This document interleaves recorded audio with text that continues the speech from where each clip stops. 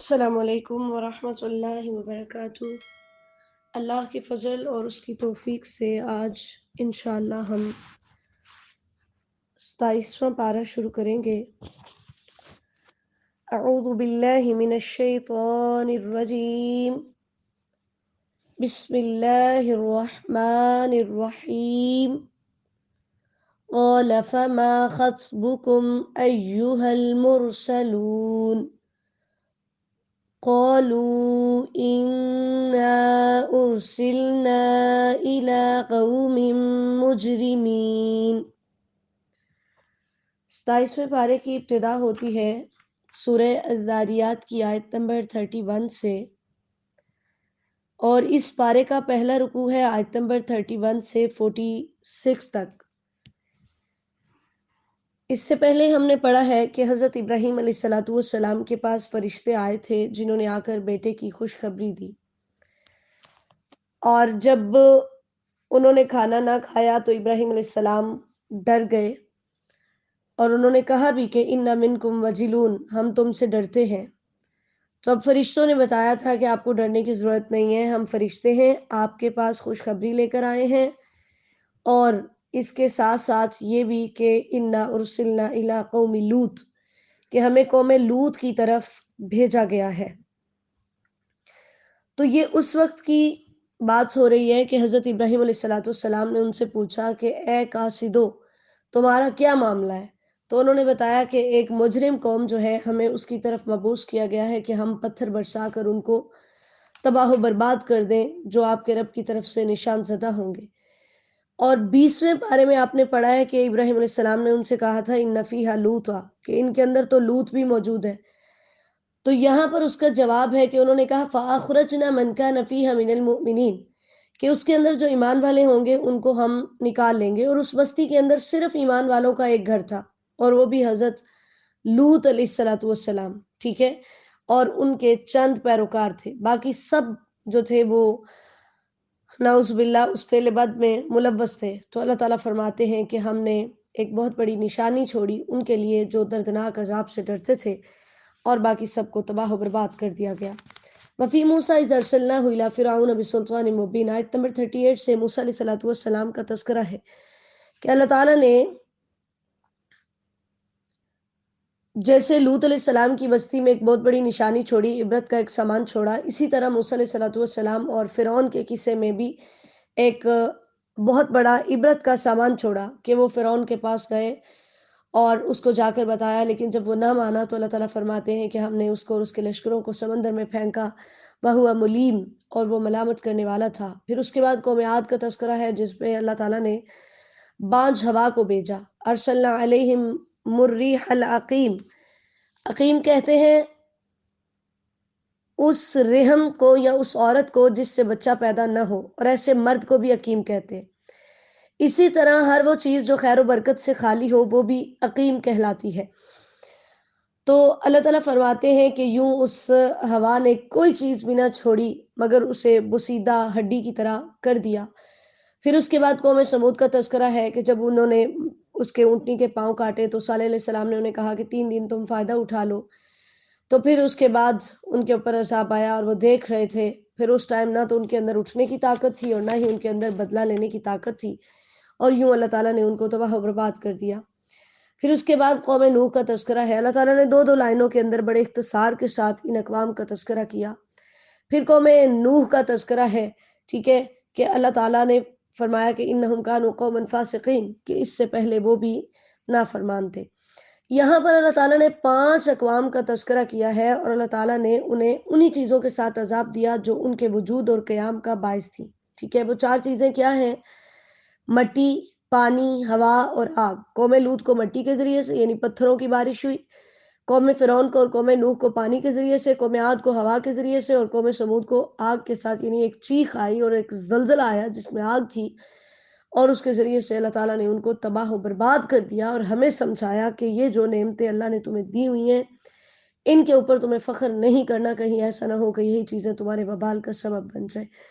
हमने पढ़ा था 25वें पारे में कि फ़िरौन ने कहा था हाज़िहिल अनहारु तजरी मिन तहती, ये नहरें मेरे नीचे बहती हैं, मेरे अंडर है, یا پاشی کا سارا سسٹم، تو اللہ نے جس پانی پر اس نے فخر کیا اسی پانی کے ذریعے سے اللہ نے اسے تباہ و برباد کر کے رکھ دیا۔ سورہ زاریات کا اس پارے میں دوسرا رکوع ہے وَالسَّمَاءَ بَنَيْنَاهَا بِأَيْدٍ وَإِنَّا لَمُوسِعُونَ، آیت نمبر 47 سے 60 تک۔ اللہ تعالیٰ یہاں پر اپنی قدرت کو بیان کر رہے ہیں، ٹھیک ہے، کہ میں نے آسمانوں کو بنایا ہے اپنی پوری قوت کے ساتھ اور ہم ہی انہیں وسعت دینے والے ہیں۔ یہاں پر نبی اکرم صلی اللہ علیہ وسلم کو تسلی دی جا رہی ہے اور کفار کو ڈانٹا جا رہا ہے کہ جو قیامت کے منکرین تھے ان کا سب سے بڑا شک یہ تھا کہ جب ہم مر جائیں گے، ہڈیاں بوسیدہ ہو جائیں گی، تو دوبارہ زندگی کیسے ممکن ہوگی؟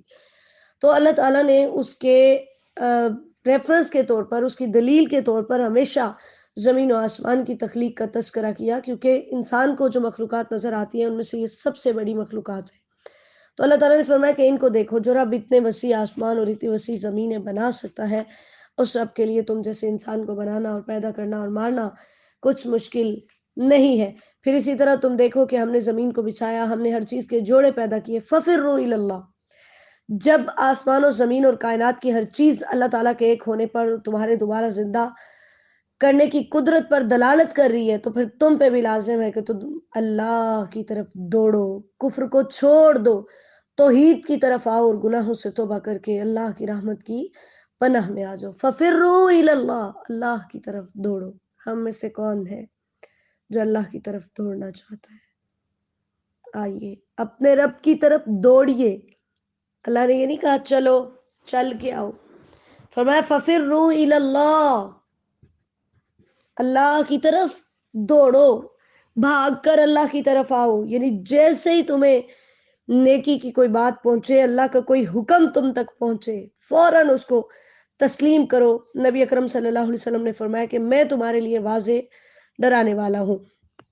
اسی لیے آپ صلی اللہ علیہ وسلم نے فرمایا میری مثال اور اللہ تعالیٰ نے جو کچھ دے کر مجھے بھیجا ہے اس کی مثال اس آدمی کی طرح ہے جو ایک قوم کے پاس آیا اور کہنے لگا میں نے لشکر اپنی آنکھوں سے دیکھا ہے اور میں ننگا ڈرانے والا ہوں۔ عربوں کا یہ رواج تھا کہ جو بھی شخص دشمن کے حملے کی خبر دینے آتا وہ کپڑے اتار دیتا اور ننگا ہو کر چیخ چیخ کر اس حملے سے ڈراتا۔ اس لیے نبی علیہ السلام نے فرمایا کہ میں بھی انا النذیر العریان، کہ میں ننگا ڈرانے والا ہوں، کہ اعلانیہ میں تمہیں یہ بات بتا رہا ہوں، اس لیے دوڑو دوڑو۔ تو ایک گروہ نے اس کی بات مان لی اور آرام کے ساتھ اندھیرے میں چل پڑے اور بچ کر نکل گئے، اور ایک گروہ نے اسے جھٹلا دیا تو لشکر نے صبح صبح ان پہ حملہ کیا اور انہیں تباہ و برباد کر دیا۔ صحیح بخاری کی حدیث نمبر 6482 ہے۔ اسی طرح اللہ تعالیٰ نے شرک کی مذمت کی ہے کہ تمہیں اللہ تعالیٰ کے ساتھ اور معبود نہیں بنانے۔ نبی علیہ السلام نے فرمایا میں تمہیں بار بار اس سے ڈرانے والا ہوں۔ اللہ تعالیٰ نے رسول اللہ صلی اللہ علیہ وسلم کو تسلی دی کہ آپ سے پہلے جتنے بھی نبی آئے تو لوگوں نے یہی کہا کہ یہ جادوگر ہیں، دیوانے ہیں۔ کیا یہ آپس میں ایک دوسرے کو اس بات کی وصیت کر گئے؟ اصل وجہ یہ ہے کہ یہ سرکش لوگ ہیں۔ فَتَوَلَّ عَنْهُمْ فَمَا أَنْتَ بِمَلُومٍ، آپ پریشان نہ ہوئیے، ٹھیک ہے، کیونکہ آپ کی ذمہ داری تو صرف پیغام پہنچانا ہے۔ وَذَكِّرْ فَإِنَّ الذِّكْرَىٰ تَنفَعُ الْمُؤْمِنِينَ، آپ کی ڈیوٹی صرف نصیحت کرنا ہے۔ آپ نصیحت کیجیے اور ہاں یاد رکھیے نصیحت سے فائدہ وہی حاصل کرے گا جو مومن ہوگا۔ وَمَا خَلَقْتُ الْجِنَّ وَالْإِنسَ إِلَّا لِيَعْبُدُونَ، آیت نمبر 56 میں ہمارا مقصد حیات بتایا گیا ہے کہ آپ نے لوگوں کو جس بات کی نصیحت کرنی ہے وہ ان کو ان کے پیدا ہونے کا مقصد یاد دلانا ہے، اور وہ اللہ تعالیٰ کی عبادت ہے، ٹھیک ہے، وہ اللہ تعالیٰ کی عبادت ہے۔ تو اے انسان تجھے اپنے رب کی عبادت کرنی ہے۔ اللہ نے ہمیں اپنی بندگی کے لیے پیدا کیا ہے اور یہی ہماری تخلیق کا مقصد ہے۔ پہلے پارے میں ہم نے پڑھا تھا یا ایھا الناس اعبدوا ربکم الذی خلقکم، تم اپنے رب کی عبادت کرو کیونکہ اس نے تمہیں پیدا کیا۔ تو ہمیں اللہ تعالیٰ نے عدم سے وجود بخشا، یہ اس بات کا حق رکھتا ہے کہ صرف اسی کی ہی عبادت کی جائے۔ اور اے میرے نبی ان کو بتا دیجئے کہ میرا تم سے دنیا کی کسی رزق کا کسی چیز کا کوئی مطالبہ نہیں، کیونکہ ان اللہ هو الرزاق ذو القوة المتین، رزاق تو اللہ ہے جس کے پاس بڑی طاقت ہے، جو بڑا ہی مضبوط ہے، ٹھیک ہے۔ تو تمام تر رزق کا مالک اللہ ہے۔ دنیا کی طرف رزق کے لیے نظریں لگانا اور یہ کہنا فلاں نے ہمارے کاروبار کو یوں کر دیا، فلاں نے، میں جادو کی حقیقت سے انکار نہیں کر رہی، لیکن یہ یقین رکھیے میرے رب نے جو رزق میرے لیے لکھا ہے وہ مجھے مل کے رہے گا۔ اب اس کا یہ مطلب بھی نہیں ہے کہ آپ اسباب اختیار کرنا چھوڑ دیں کہ ہاں جی میری قسمت میں روٹی لکھی ہے، میں بیٹھی رہوں، نہ میں سبزی خریدوں، نہ کاٹوں، نہ پکاؤں، میرے منہ میں کھانا آ جائے گا، ایسا نہیں ہے، ٹھیک ہے؟ اسباب اختیار کر کے اللہ تعالیٰ پہ توکل کرنا ہے کہ وہ رزاق ہے اور وہ مجھے ضرور رزق دے گا۔ پھر اللہ تعالیٰ نے فرمایا ہے کہ جو منکرین ہیں، جو نہیں مانتے، ان کا بھی وہی حال ہوگا جو ان سے پہلے لوگوں کا ہوا، کیونکہ ان لوگوں کے لیے بہت بڑی ہلاکت ہے جنہوں نے کفر کیا اس دن سے جس کو وہ جھٹلاتے ہیں، یعنی قیامت کے دن کو نہیں مان رہے، جبکہ اسی دن یہ ہلاک کیے جائیں گے۔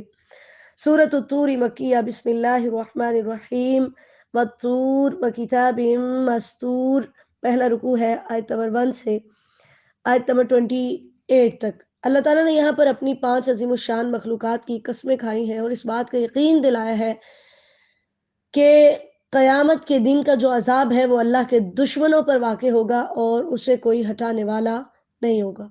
اس میں سب سے پہلے اللہ نے طور کی قسم کھائی۔ طور سے مراد وہ پہاڑ ہے جس پہ پودے اگتے ہیں۔ اسی طرح ایک خاص پہاڑ کا نام بھی طور ہے جس پہ اللہ تعالیٰ نے موسیٰ علیہ السلام کو بلایا تھا۔ اسی طرح ایک ترتیب اور خوبصورتی کے ساتھ لائن میں لکھی ہوئی کتاب کی بھی اللہ تعالیٰ نے قسم کھائی جو بڑے باریک کاغذ کے اندر لکھی ہوئی ہے، اور اس سے مراد لوح محفوظ بھی ہے۔ اسی طرح اس کے بارے میں یہ بھی قول ہے کہ اس سے مراد ہمارے اعمال نامے ہیں۔ اسی طرح یہ بھی مراد ہے کہ پیچھے طور کا تذکرہ ہے تو اس سے مراد پھر تورات ہوگی۔ اسی طرح اس سے مراد آسمانی کتابیں یا قرآن مجید، تو یہ سب چیزیں ہی اس میں شامل ہو سکتی ہیں۔ پھر اسی طرح اللہ تعالیٰ نے بیت المعمور کی قسم کھائی، اس کے بارے میں رسول اللہ صلی اللہ علیہ وسلم نے فرمایا پھر ہمارے ساتھ 7ویں آسمان کی طرف چڑھے، یعنی یہ معراج کے وقت کی بات ہو رہی ہے۔ تو جبرائیل علیہ السلام نے دروازہ کھولنے کے لیے کہا گیا کون ہے؟ کہا جبرائیل ہوں۔ کہا گیا اور آپ کے ساتھ کون ہے؟ کہا محمد صلی اللہ علیہ وسلم ہے۔ کہا گیا کہ ان کی طرف پیغام بھیجا گیا ہے؟ کہا ہاں پیغام بھیجا گیا ہے۔ تو نبی علیہ السلام فرماتے ہیں تو ہمارے لیے دروازہ کھول دیا گیا تو میں نے ابراہیم علیہ السلام کو دیکھا کہ وہ اپنی پیٹھ کی ٹیک بیت المعمور کے ساتھ لگا کر بیٹھے ہوئے تھے، اور اس گھر میں ہر روز 70,000 فرشتے داخل ہوتے ہیں، اور جو ایک دفعہ داخل ہو جاتے ہیں وہ پھر کبھی دوبارہ اس میں داخل نہیں ہوتے۔ صحیح مسلم کی حدیث نمبر 162 ہے۔ یعنی بیت المعمور 7 آسمانوں کے اوپر فرشتوں کی عبادت کا ایک مرکز ہے۔ تو اسی طرح پھر والسقف المرفوع، بلند چھت کی قسم کھائی گئی اور اس سے مراد آسمان ہے، یہ بھی اللہ تعالیٰ کی ایک وسیع ترین مخلوق ہے۔ اسی طرح بھڑکتے ہوئے سمندر کی قسم کھائی گئی جو لبالب بھرا ہوا ہے اور ہر وقت بھرے رہنے کی وجہ سے وہ جوش مار رہا ہے۔ اللہ تعالیٰ نے 5 قسمیں کھا کر فرمایا ان عذاب ربک لواقع، آپ کے رب کا عذاب واقع ہونے والا ہے اور پھر اس کو کوئی ٹالنے والا نہیں۔ پھر اللہ تعالیٰ نے اس کی کیفیات بیان کی ہے کہ جب وہ عذاب واقع ہوگا تو پھر اس وقت آسمان میں سخت لرزہ پیدا ہوگا اور وہ نہایت تیزی سے چکر کھائے گا اور آخرکار پھٹ جائے گا۔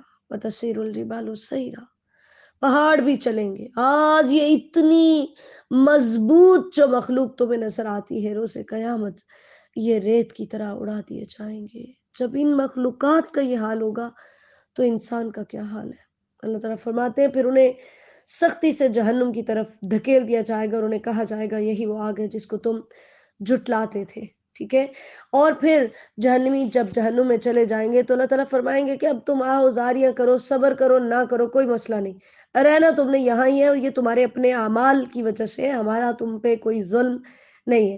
ان المتقین فی جنات و نعیم، آیت نمبر 17 سے اللہ تعالیٰ نے پھر اللہ تعالیٰ کا یہ اصول ہے کہ اللہ تعالیٰ جب گناہگاروں کا تذکرہ کرتے ہیں تو پھر نیکوکاروں کا بھی کرتے ہیں کہ متقین کو اللہ تعالیٰ نعمتوں والی جنت عطا کریں گے جہاں پر وہ اپنے رب کی عطا پر خوش ہوں گے، اور اللہ تعالیٰ انہیں حکم دے کہ تم جو بھی ہے مزے سے تم کھاؤ۔ وہاں تختوں پر تکیے لگائے ہوئے، ٹیک لگائے ہوئے وہ بیٹھے ہوں گے، اور اللہ تعالیٰ موٹی آنکھوں والی حوروں سے ان کی شادیاں کریں گے۔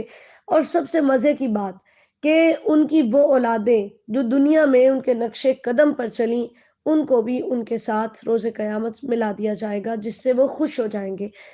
اسی لیے حضرت عبداللہ بن عباس رضی اللہ عنہ فرماتے ہیں کہ اللہ تعالیٰ مومن کی خاطر اس کی اولاد کو اونچا لے جائے گا، خواہ وہ عمل میں اس سے کم ہوں گے، تاکہ اللہ تعالیٰ ان کے ذریعے سے اس کی آنکھ کو ٹھنڈا کر دے۔ یعنی چاہے ان کے نیک عمل کم ہی ہوں لیکن ہوں وہ توحید پرست اور ہوں وہ نیک، تو اللہ تعالیٰ ان میاں بیوی کو، ان کے بچوں کو جنت میں اکٹھا کر دیں گے۔ اللہ سے دعائیں کیا کریں، اللہ میں اپنے تمام رشتوں کے ساتھ جنت میں جانا چاہتی ہوں، اللہ ہمیں ہمارے تمام رشتوں کے ساتھ جنت میں داخلہ نصیب فرمائے، اور اس کے لیے ہمیں قو انفسکم واہلیکم نعرہ پر عمل کرنا ہے کہ خود کو بھی آگ سے بچانا ہے اور اپنے اہل کو بھی۔ تو اللہ تعالیٰ فرماتے ہیں وہاں ان کو میوے ملیں گے، وہاں پر ان کو فاکہہ ایسا پھل ہوتا ہے جو لذت کے لیے کھایا جاتا ہے، وہاں پر ان کو تر و تازہ گوشت ملے گا جو وہ چاہیں گے، وہاں پر لبالب بھرے ہوئے شراب کے جام کے پیالے ہوں گے کہ جس کے اندر نہ تو لغو باتیں ہوں گی اور نہ ہی وہ شراب پینے کے بعد انسان گناہ کی طرف آمادہ ہوگا۔ وہاں پھر نوجوان لڑکے گویا کہ وہ چھپے ہوئے موتی ہیں، وہ ان کی خدمت کے لیے وہاں پر معمور ہوں گے اور آپس میں ایک دوسرے سے ان کے سوالات ہوں گے، اور اس طرح وہ دنیا کے بارے میں باتیں کریں گے کہ ہم پہلے بھی اپنے رب سے ڈرتے تھے، اللہ تعالیٰ نے ہم پہ احسان کیا ہے کہ اللہ نے ہمیں نار السموم سے بچا لیے، یعنی جو زہریلی ایک لو ہے اس سے اللہ تعالیٰ نے ہمیں بچا لیا ہے، کیونکہ ہمارا رب البر الرحیم بہت ہی زیادہ نیکیاں کرنے والا، مہربانی کرنے والا اور بڑا رحم کرنے والا ہے۔ اللہ تعالیٰ ہمیں ان میں شامل فرمائے۔ دوسرا رکوع ہے فذکر فما انت بنعمت ربک بکاہن ولا مجنون، آیت نمبر 29 سے 49 تک۔ یہ مشرکین بدبخت رسول اللہ صلی اللہ علیہ وسلم کو کبھی کاہن کہتے، کبھی دیوانہ کہتے۔ کاہن وہ ہوتا ہے کہ جو شیاطین سے تعلق رکھتا ہے اور ان سے سن کر وہ غیب کی خبریں بتاتا ہے، جن میں سے جتنی آسمان سے سنی ہوتی ہے وہ سچی ہوتی ہے اور باقی سب جھوٹ ہو جاتا ہے۔ تو یہ بدبخت ایسے تھے کہ جب بھی رسول اللہ صلی اللہ علیہ وسلم ان کو اللہ کی طرف بلاتے اور یہ کہتے کہ ہم اتنا اگنور کرتے ہیں، اس کے باوجود یہ پھر سے آ جاتا ہے، تو لگتا ہے اس کو کوئی دیوانگی ہو گئی ہے، ٹھیک ہے۔ اسی طرح نعوذ باللہ کبھی کہتے کہ یہ شاعر ہے، اور کبھی کس طرح کی نبی علیہ السلام کے بارے میں بات، کبھی کس طرح کی۔ اللہ تعالیٰ فرماتے ہیں خود کو بڑا عقل مند کہتے ہیں، ام تأمرہم احلامہم بہذا، کیا ان کی عقلیں ان کو اسی بات کا حکم دیتی ہیں کہ یہ ایسا کام کرے، ٹھیک ہے، کہ کیا ہو گیا ان کو، یہ کہتے ہیں کہ اس نے یہ قرآن خود گھڑ لیا ہے۔ اللہ تعالیٰ فرماتے ہیں بل لا یؤمنون، اصل وجہ یہ ہے کہ یہ اس پر ایمان نہیں رکھتے، اس لیے ایسے الزامات لگا رہے ہیں۔ فَلْيَأْتُوا بِحَدِيثٍ مِّثْلِهِ إِن كَانُوا صَادِقِينَ، یہ سب سے آخری چیلنج تھا کہ ان سے کہہ دو اگر یہ ان پڑھ ہو کر اتنا عمدہ کلام پیش کر سکتا ہے تو تم تو پڑھے لکھے ہو، جاؤ اس جیسی ایک بات ہی لے آؤ، ان كانوا صادقین، اگر سچے ہو۔ تو وہ اس چیلنج کا جواب نہ دے سکے، ٹھیک ہے۔ اللہ تعالیٰ فرماتے ہیں کہ ان کو کیا ہو گیا ہے، یہ میرے ساتھ ہی کفر کر رہے ہیں، اور یہاں پر اللہ تعالیٰ نے 3 سوال کیے ہیں اس بات کو ثابت کرنے کے لیے کہ محمد رسول اللہ صلی اللہ علیہ وسلم اللہ کے سچے رسول ہیں، قرآن اللہ کی سچی کتاب ہے، ٹھیک ہے۔ اللہ تعالیٰ نے فرمایا کہ محمد صلی اللہ علیہ وسلم جو دعوت تمہارے سامنے پیش کر رہے ہیں وہ یہی ہے کہ اللہ تعالیٰ تمہارا خالق ہے، اس لیے تمہیں اسی کی عبادت کرنی چاہیے، اس کے ساتھ کسی اور کو شریک نہیں ٹھہرانا چاہیے۔ تو اللہ تعالیٰ فرماتے ہیں کہ ان کے انکار کی وجہ کیا ہے، اگر یہ اللہ کو خالق نہیں مانتے تو ان سے پوچھئے کہ پھر کون ہے جس نے ان کو پیدا کیا، یا وہ بغیر کسی پیدا کرنے والے کے ہی پیدا ہو گئے، تو ایسا تو نہیں ہو سکتا، ٹھیک ہے۔ یا پھر ان سے پوچھئے کہ یہ خود ہی پیدا ہو گئے، ایسا بھی نہیں ہے، ٹھیک ہے، کیونکہ کوئی بھی چیز ہے اس کا ایک خالق ہوگا اور وہ چیز مخلوق ہوگی۔ یا پھر ان سے پوچھئے کہ آسمان و زمین انہوں نے بنائے ہیں، ایسا بھی نہیں ہے، ٹھیک ہے۔ یہ کائنات تو تب بنی جب ان کا نام و نشان بھی نہیں تھا۔ تو ان سے پوچھئے کہ پھر کیا وجہ ہے جو یہ ایمان نہیں لا رہے، کیا ان کے پاس اللہ کی رحمت کے خزانے، کیونکہ ان کا اعتراض تھا کہ اگر اللہ نے نبوت دینی ہے تو مکہ اور طائف کے سرداروں کو دیتے۔ تو اللہ تعالیٰ نے فرمایا کیا ان سے پوچھئے کہ آپ کے رب کے خزانے ان کے پاس ہیں، یا ان خزانوں کے اوپر یہ دروگے ہیں، دربان ہیں کہ جس کو یہ چاہیں گے اس کو یہ دیں گے، یا ان کے پاس کوئی سیڑھی ہے جس پر چڑھ کر یہ آسمانوں کی خبریں سنتے ہیں اور جس سے ان کو پتہ چلا ہو کہ محمد صلی اللہ علیہ وسلم اللہ کے نبی نہیں ہیں۔ اللہ تعالیٰ نے فرمایا کہ ان سے پوچھئے ام لہ البنات ولکم البنون، اللہ کے لیے بیٹیاں بناتے ہو، اپنے لیے بیٹے بناتے ہو۔ اے میرے نبی کیا آپ ان سے کوئی سوال کرتے ہیں کہ یہ اس تاوان کی وجہ سے بوجھل ہو گئے، کیا آپ کی کوئی بھاری بھر تنخواہ ہو جس کی وجہ سے یہ آپ کی طرف متوجہ نہ ہو رہے ہو، یا ان کے پاس غیب کی خبریں ہوں جنہیں وہ لکھ رہے ہوں؟ اصل وجہ یہ ہے کہ یہ خفیہ چالیں چل رہے ہیں۔ اللہ تعالیٰ فرماتے ہیں کہ ان کی چالیں ناکام ہوں گی اور یہ کہتے ہیں اللہ کے علاوہ کوئی اور معبود ہے، سبحان اللہ عما یشرکون، اللہ ان کے شرک سے پاک ہے۔ پھر اسی طرح کفار مکہ آئے روز نبی علیہ السلام سے نیا مطالبہ کرتے تو اللہ تعالیٰ نے فرمایا کہ یہ مطالبات صرف آپ کو لاجواب کرنے کے لیے کرتے ہیں، ان کو بتا دیجئے کہ اگر ہم تمہارے طلب کردہ معجزات تمہیں دکھا بھی دے تو پھر بھی تم ایمان نہیں لاؤ گے، اس لیے میرے نبی صلی اللہ علیہ وسلم ان کو چھوڑ دیجئے، یہ اپنی بحث مباحثے کے اندر لگے رہیں، اور جب قیامت کا دن قائم ہوگا وہاں ان کی کوئی چال ان کے کام نہیں آئے گی، وہاں ان کی کوئی مدد نہیں ہوگی، وہاں دردناک عذاب سے دوچار ہوں گے۔ اس بل حکم ربک، اور اے میرے نبی آپ اپنے رب کے حکم کے آنے تک صبر کیجئے، کیونکہ آپ ہماری آنکھوں کے سامنے ہیں۔ تو ثابت ہوا کہ اللہ رب العالمین کی آنکھیں ہیں، لیکن نہ ان کی کیفیت بیان کر سکتے ہیں، نہ ان کی مثال بیان ہو سکتی ہے، نہ ان کو مخلوقات کے ساتھ تشبیہ دے سکتے ہیں، اور نہ ہی ہم ان کا انکار کر سکتے ہیں۔ ہمارا ایمان ہے کہ اللہ کی آنکھیں ہیں جیسے اس کی شان کے لائق ہیں۔ وَسَبِّحْ بِحَمْدِ رَبِّكَ حِينَ تَقُومُ، اللہ تعالیٰ نے فرمایا کہ جب آپ کھڑے ہوں تو اس وقت آپ اپنے رب کی حمد و ثنا بیان کیجئے، یعنی سبح سے مراد سبحان اللہ کہنا اور حمد سے مراد الحمدللہ کہنا، کہ جب آپ اپنی نیند سے اٹھیں تو آپ ایسے کہیں۔ اسی طرح آپ کسی مجلس میں سے اٹھیں تو آپ ایسے کہیں۔ نبی علیہ السلام نیند سے اٹھتے تو فرماتے تھے الحمدللہ الذی احیانا بعد ما اماتنا والیہ النشور۔ اسی طرح جب آپ مجلس سے اٹھتے تو آپ فرماتے سبحانک اللہم وبحمدک اشہد ان لا الہ الا انت استغفرک واتوب الیک۔ رات کو بھی آپ اللہ کی حمد و ثنا بیان کیجیے، اس سے مراد فجر کی نماز ہے اور تہجد کی نماز ہے، اور اسی طرح وہ ادبار النجوم، ستاروں کے جانے کے بعد بھی اس سے مراد فجر کی نماز ہے، ٹھیک ہے۔ تو یعنی اس کے اندر بھی پوری 5 نمازیں آ جاتی ہیں کہ اللہ تعالیٰ نے فرمایا کفار کے یا دشمن کے مقابلے میں آپ کے پاس جو سب سے قیمتی ہتھیار ہے وہ اللہ کا ذکر ہے، وہ نماز ہے۔ یہ جب وہ پڑھیں گے تو آپ کے دل کو تسلی ملے گی، آپ کو سکون ملے گا اور آپ کی ٹینشن ریلیز ہو جائے گی۔ آج اگر ہم بھی اپنے غموں کو، اپنے دکھوں کو، اپنی پریشانیوں کو ختم کرنا چاہتے ہیں تو ہمیں بھی چاہیے کہ ہم نماز کی طرف جلدی کیا کریں، ذکر الہی کی طرف جلدی کیا کریں۔ اللہ تعالی ہمیں توفیق عطا فرمائے۔ سورۃ النجم مکیہ، بسم اللہ الرحمن الرحیم، پہلا رکوع ہے آیت نمبر 1 سے 25 تک۔ وَالنَّجْمِ إِذَا هَوَىٰ مَا ضَلَّ صَاحِبُكُمْ وَمَا غَوَىٰ۔ اللہ تعالیٰ نے یہاں پر ستارے کی قسم کھائی، ٹھیک ہے، اور اس کے گرنے کی قسم کھائی، کیونکہ قرآن پاک جب قسم کھاتا ہے تو اس کا مقصد اس بات میں تاکید پیدا کرنا ہوتا ہے، اور اسی طرح جو ہے وہ اس چیز کی عظمت کو بیان کرنا مقصد ہوتا ہے جس کی قسم کھائی جا رہی ہوتی ہے۔ تو اللہ تعالیٰ نے یہاں پر ستارے کا تذکرہ کیا، اور اس کے ساتھ اللہ تعالیٰ نے یہ بات سمجھائی کہ یہ ستارے ہی ہیں کہ جن کے ذریعے سے اللہ تعالیٰ نے آسمانوں کی حفاظت کی، تب جب اللہ تعالیٰ نے محمد مصطفیٰ صلی اللہ علیہ وسلم کی طرف وحی بھیجی، اسی کو تلاش کرنے کے لیے تو جنات نکلے تھے، انشاءاللہ ہم سورہ جن میں بھی پڑھیں گے۔ ما ضل صاحبکم وما غوا، ضلع ضلالت اس سے مراد ہے، اور غوا سے مراد غوائب۔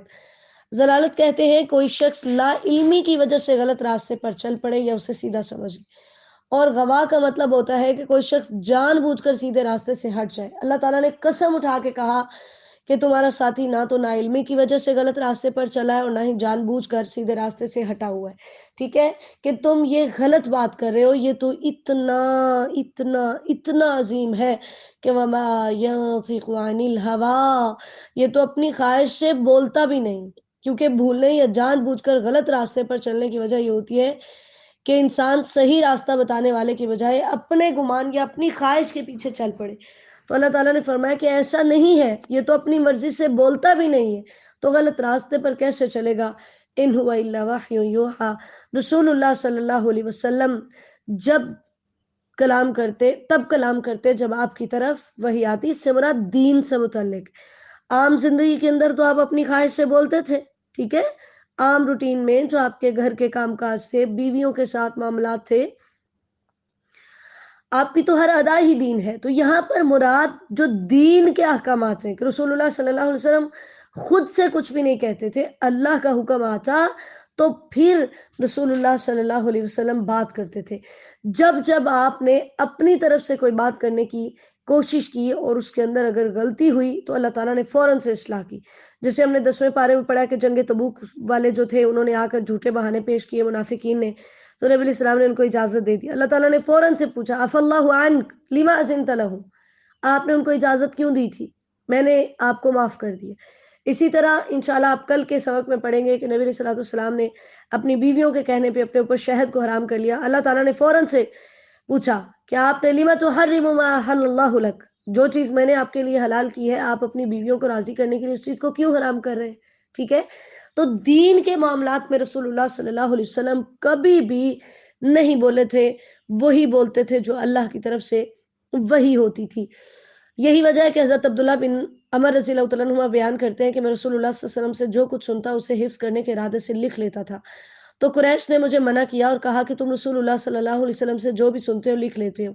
حالانکہ رسول اللہ صلی اللہ علیہ وسلم ایک بشر ہیں جو کبھی غصے میں بات کرتے ہیں اور کبھی خوشی میں، تو میں نے لکھنا چھوڑ دیا. پھر میں نے رسول اللہ صلی اللہ علیہ وسلم سے اس بات کا ذکر کیا تو آپ صلی اللہ علیہ وسلم نے اپنے دہن مبارک یعنی منہ مبارک کی طرف اپنی انگلی سے اشارہ کرتے ہوئے فرمایا لکھو، کیونکہ اس ذات کی قسم جس کے ہاتھ میں میری جان ہے اس منہ سے حق کے علاوہ کچھ نہیں نکلتا. سنن نبی داؤد کی حدیث نمبر 3646 ہے. اسی طرح حضرت ابو ہریرہ رضی اللہ تعالیٰ فرماتے رسول اللہ صلی اللہ علیہ وسلم نے فرمایا میں حق کے سوا کچھ نہیں کہتا. تو آپ کے کسی صحابی نے کہا یا رسول اللہ آپ تو ہم سے خوش طبعی بھی کر لیتے. آپ صلی اللہ علیہ وسلم نے فرمایا بے شک میں حق کے علاوہ کچھ نہیں کہتا. مسند احمد کی حدیث نمبر 8481 ہے. یعنی نبی علیہ الصلوۃ والسلام جب مذاق کرتے تھے تو وہ بھی حق اور سچ پہ مبنی ہوتا تھا. ٹھیک ہے، آپ کے مذاق کے اندر بھی کبھی کوئی جھوٹ نہیں ہوتا تھا. تو اللہ تعالیٰ نے دین کے معاملات میں جب بھی کوئی ضرورت پڑی بذریعہ وہی اللہ تعالیٰ نے فوراً سے آپ کو آگاہ کر دیا. لیکن جو روزمرہ کی بول چال تھی، آپ کی خوراک کے معاملے، آپ کے کھانے پینے، لباس، دوسرے معاملات، تو اس کے اندر آپ وہی کی طرف سے آزاد تھے کہ وہ آپ اپنی مرضی سے بات بھی کر سکتے تھے، کھا پی بھی سکتے تھے، آپ اپنی مرضی سے پہن بھی سکتے تھے. ٹھیک ہے، اللہ تعالیٰ فرماتے ہیں علمہ شدید القوا کہ نبی اکرم صلی اللہ علیہ وسلم کو سکھانے والا ایک بڑا ہی طاقتور فرشتہ ہے جس کا نام جبرائیل علیہ الصلوۃ والسلام ہے. اور پھر تذکرہ ہے کہ رسول اللہ صلی اللہ علیہ وسلم نے حضرت جبرائیل علیہ السلام کو دیکھا. یہاں پر معراج کا تذکرہ ہے اور نعوذ باللہ لوگوں نے اس سے یہ سمجھ لیا کہ رسول اللہ صلی اللہ علیہ وسلم نے اللہ تعالیٰ کو دیکھا، جبکہ ہم نے صحیح بخاری کی حدیث 7ویں پارے میں پڑھی تھی اور اسی طرح 15ویں پارے میں معراج کے موقع پر بھی ہم نے پڑھی تھی. سیدہ عائشہ رضی اللہ تعالیٰ عنہا نے فرمایا کہ اس شخص نے جھوٹ بولا جس نے یہ کہا کہ رسول اللہ صلی اللہ علیہ وسلم نے اللہ کو دیکھا ہے. بلکہ یہ جو ہے نا ثم دنا فتدلی کہ وہ قریب ہوا پھر وہ اتر آیا پھر 2 کمان کے قریب فاصلہ رہ گیا تھا، یہ بات ہے حضرت جبرائیل علیہ السلام کے بارے میں. جیسے رسول اللہ صلی اللہ علیہ وسلم خود فرماتے ہیں کہ وہی پہلی وہی نازل ہوئی پھر کچھ گیپ آیا پھر دوسری وہی نازل ہوئی. تو یہ جو درمیانی گیپ تھا اس میں کہتے ہیں رسول اللہ صلی اللہ علیہ وسلم ایک دفعہ میں چلا جا رہا تھا، اچانک میں نے آسمان سے ایک آواز سنی تو میں نے اپنی نگاہ آسمان کی طرف اٹھائی تو کیا دیکھتا ہوں کہ وہی فرشتہ جو میرے پاس ہیرا میں آیا تھا وہ آسمان و زمین کے درمیان ایک کرسی پر بیٹھا ہے. تو میں اس سے ڈر گیا حتیٰ کہ میں زمین پر گر گیا. پھر میں اپنے گھر والوں کے پاس آیا اور کہا مجھے چادر اڑا دو، مجھے چادر اڑا دو. تو انہوں نے مجھے چادر اڑا دی. تو اللہ تعالیٰ نے یہ آیات نازل کی، دوسری وہی نازل ہوئی تھی یا ایھا المدثر قم فانذر وربک فکبر وثیابک فطہر والرجز فہجر. کہتے ہیں پھر وہی گرما گرم ہو گئی اور مسلسل آنے لگی. صحیح بخاری کی حدیث نمبر 4926 ہے کہ اس سے مراد جبرائیل علیہ السلام کو دیکھنا ہے، اللہ کو دیکھنا نہیں ہے. اسی طرح رسول اللہ صلی اللہ علیہ وسلم کے بارے میں حضرت عبداللہ بن مسعود رضی اللہ تعالیٰ عنہ بیان کرتے ہیں کہ آپ صلی اللہ علیہ وسلم نے جبرائیل کو دیکھا اور ان کے 600 پر تھے. صحیح بخاری کی حدیث نمبر 4856 ہے. تو یہ عقیدہ رکھنا کہ معراج کی رات نعوذ باللہ اللہ اور نبی علیہ السلام ایک ہوئے تھے، یہ شرک عقیدہ ہے کیونکہ خالق اور مخلوق ایک نہیں ہو سکتے، نوری اور خاکی ایک نہیں ہو سکتے. پھر اللہ تعالیٰ نے فرمایا کہ دل نے اس رات جو دیکھا تھا وہ سچ تھا، جھوٹ نہیں تھا. یعنی نبی اکرم صلی اللہ علیہ وسلم نے معراج کی رات جو کچھ دیکھا وہ سب حق اور سچ پر مبنی تھا. اللہ تعالیٰ نے بیداری کی حالت میں آپ کو جسم اور روح دونوں کے ساتھ معراج کروائی. ٹھیک ہے، اور پھر اللہ تعالیٰ فرماتے ہیں کہ وَلَقَدْ رَآهُ نَزْلَةً أُخْرَىٰ. ایک دفعہ رسول اللہ صلی اللہ علیہ وسلم نے جبرائیل کو تب دیکھا جب دوسری وحی نازل ہوئی اور دوسری دفعہ ان کو سدرۃ المنتہا کے پاس دیکھا. یہ ایک بیری کا درخت ہے، جیسے اس کے نام کی وجہ بھی حضرت عبداللہ بن مسعود رضی اللہ عنہ بیان کرتے ہیں. جب رسول اللہ صلی اللہ علیہ وسلم کو معراج کے لیے لے جایا گیا تو آپ سدرۃ المنتہا تک پہنچے اور وہ چھٹے آسمان میں ہے۔ زمین سے اوپر جو کچھ چڑھتا ہے اس کی انتہا وہاں تک ہوتی ہے، پھر اسے وہاں سے لے لیا جاتا ہے، اور اس کے اوپر سے جو کچھ اترتا ہے اس کی انتہا بھی وہیں تک ہوتی ہے، پھر اسے وہاں سے لے لیا جاتا ہے۔ صحیح مسلم کی حدیث نمبر 173 ہے۔ اسی طرح نبی اکرم صلی اللہ علیہ وسلم نے فرمایا، پھر سدرۃ المنتہا میرے سامنے ظاہر ہوئی، یعنی وہاں پر میں نے جبرائیل کو دیکھا۔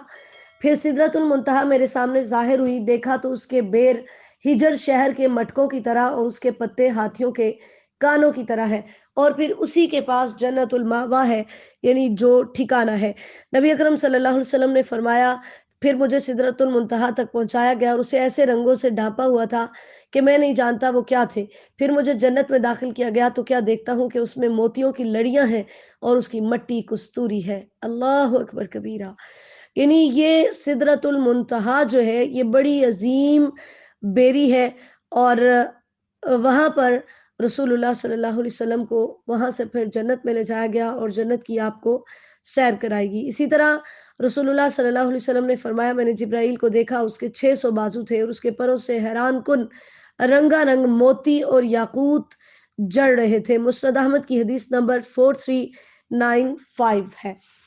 تو یہ سارا تذکرہ ہے معراج کا کہ نبی علیہ السلام نے اس موقع پر اللہ تعالیٰ کی بہت بڑی نشانیاں دیکھی۔ یعنی سب سے پہلے تو وہ سواری ہی نشانی تھی کہ جس پہ آپ کو بٹھا کر لے جایا گیا، حد نگاہ تک وہ ایک قدم اٹھاتی تھی۔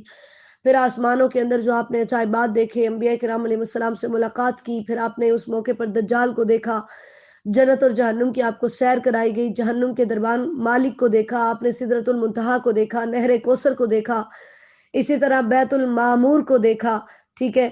تو یہ ساری چیزیں اللہ تعالیٰ کی نشانیاں تھیں جو آپ کو معراج کی رات دکھائی گئی، لیکن اس میں کہیں بھی یہ تذکرہ نہیں ہے کہ رسول اللہ صلی اللہ علیہ وسلم نے اللہ کو دیکھا تھا۔ صحیح مسلم کی حدیث نمبر 177 میں سیدہ عائشہ رضی اللہ تعالیٰ فرماتی ہے کہ اس نے اللہ پر بہتان باندھا جس نے یہ کہا کہ محمد صلی اللہ علیہ وسلم نے اللہ کو دیکھا ہے، یعنی اللہ تعالیٰ پر جھوٹ باندھنے کے مترادف ہے۔ تو صحیح عقیدہ یہ ہے کہ رسول اللہ صلی اللہ علیہ وسلم نے زندگی میں اللہ تعالیٰ کو نہیں دیکھا۔ پھر لات منات اور عزا کا تذکرہ ہے جو کہ مشرکین کے بت تھے، اور انہوں نے اپنے بتوں کے نام اللہ کے ناموں پر ہی بگاڑ کر رکھے ہوئے تھے۔ اللہ تعالیٰ فرماتے ہیں کہ تم کہتے ہو ہمارے لیے بیٹیاں اور بیٹے اور اللہ کے لیے بیٹیاں، تو یہ تو بڑی ہی ناانصافی والی تقسیم ہے، کیونکہ اس کی مخلوقات ہیں، اس نے اگر اولاد بنانی تھی تو پھر وہ عمدہ چیز کو بناتا۔ تو اللہ تعالیٰ فرماتے ہیں ان کی کوئی حقیقت نہیں ہے، ان بتوں کی یہ محض نام ہے جو تم نے اور تمہارے آباء و اجداد دے رکھے ہوئے ہیں، یہ صرف گمان کی پیروی ہے۔ تو تمہارے پاس تمہارے رب کی طرف سے ہدایت آ چکی ہے، اور یاد رکھو فَلِلَّهِ الْآخِرَةُ الْأُولَىٰ، یہ دنیا اور آخرت ہر چیز اللہ کی ہے۔ اس وجہ سے دنیا کا مالک بھی اللہ ہے، آخرت کا مالک بھی اللہ ہے، اس لیے تمہیں چاہیے کہ تم ان خود ساختہ معبودوں کو چھوڑ کر اپنے رب کی طرف رجوع کرو۔ دوسرا رکوع ہے آیت نمبر 26 سے وَكَم مِّن مَلَكٍ فِي السَّمَاوَاتِ، آیت نمبر 32 تک اللہ تعالیٰ فرماتے ہیں کہ تم فرشتوں کو حاجت روا اور مشکل کشا مانتے اور ان کے ناموں پر تم نے اپنی دیوی اور دیوتاؤں کے نام رکھے ہیں، تو یاد رکھو وہ بھی سفارش کا حق نہیں رکھتے مگر جس کے لیے اللہ چاہے، یعنی اللہ تعالیٰ اجازت دیں گے تو سفارش ہوگی، ادروائز نہیں ہوگی۔ پھر رب العالمین نے فرمایا کہ انہوں نے جو ہے بغیر علم کے اپنے گمان کے پیچھے یہ چل رہے ہیں اور گمان کی وجہ سے گمراہ ہوئے ہیں۔ اللہ تعالیٰ کو خوب پتہ ہے ہدایت یافتہ کون ہے اور گمراہ کون ہے، اور ان کو جان لینا چاہیے کہ زمین و آسمان کی ہر چیز کا اختیار اللہ کے پاس ہے۔ وہ قیامت بھی اسی لیے قائم کرے گا کہ جنہوں نے کبیرہ گناہ کیے، جنہوں نے چھوٹے گناہ کیے، جنہوں نے نیکیاں کی، اللہ ان سب کو وہاں پر بلائے اور اللہ تعالیٰ ان کا حساب لے، اور وہاں پر اللہ تعالیٰ ان کو عذاب یا سزا سے دو چار کرے، ٹھیک ہے۔ تو الاسم سے مراد گناہ ہے، فواحش سے مراد کوئی بھی بے حیائی گناہ کا کام جس کی بے حیائی انتہا کو پہنچی ہو، اور اللمم سے مراد صغیرہ گناہ ہے۔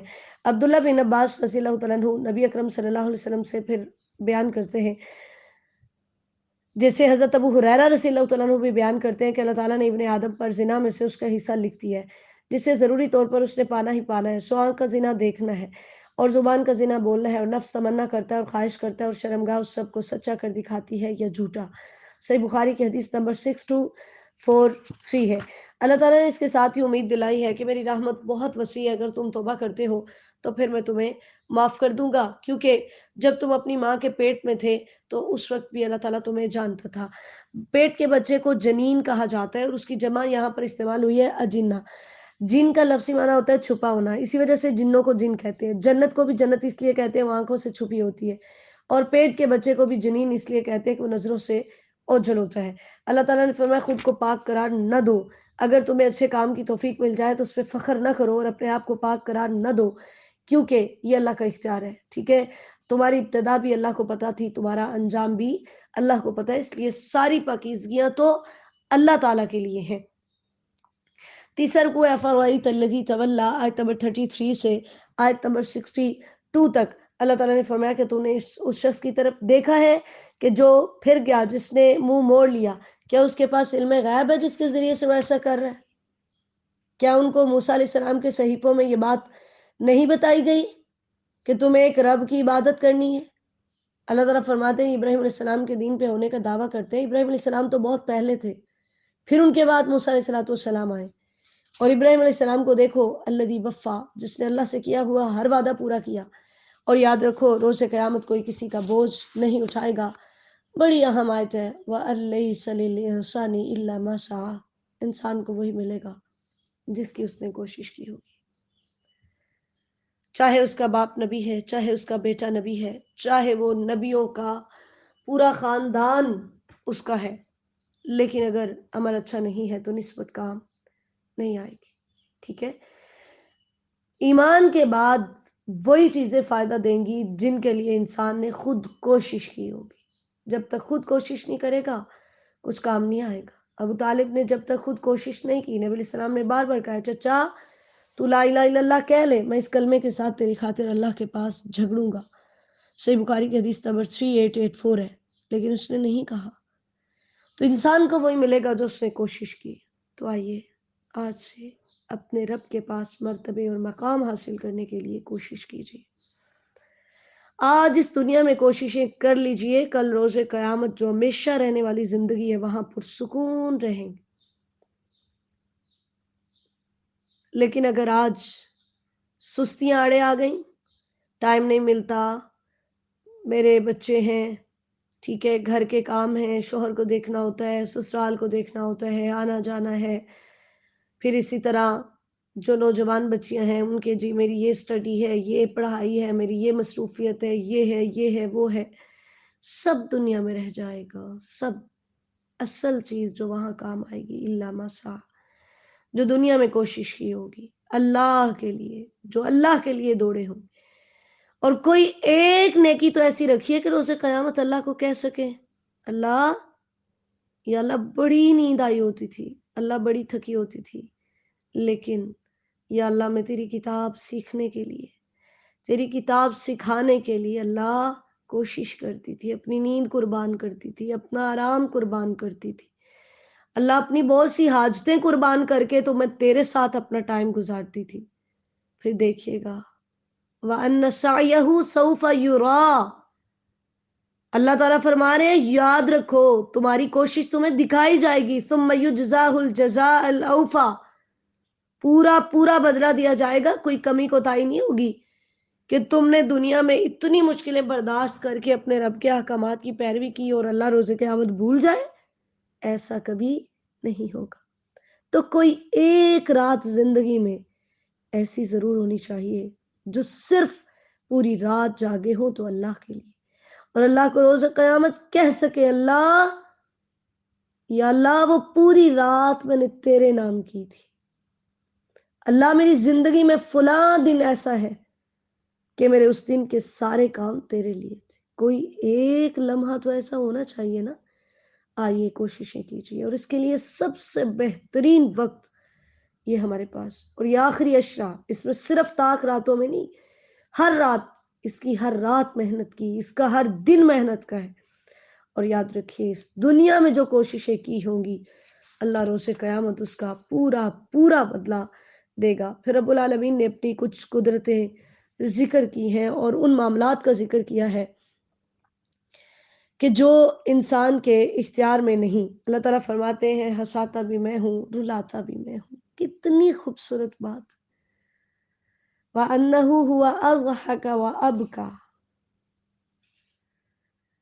موت و حیات کا مالک بھی اللہ ہے، اسی نے جوڑے پیدا کیے ہیں، اسی نے مذکر و مؤنث پیدا کیے ہیں ایک نطفے سے، اور اسی کی یہ ذمہ داری ہے کہ اس نے مار کر دوبارہ اٹھانا ہے۔ وہی غنی کرتا ہے اور وہی وَأَقْنَا خزانے بخشتا ہے، وہی شعرا ستارے کا رب ہے۔ اسی نے قوم عاد اور قوم سمود اور قوم نوح کو اور الٹائی گئی بستیاں یعنی قوم لوط کو تباہ و برباد کیا۔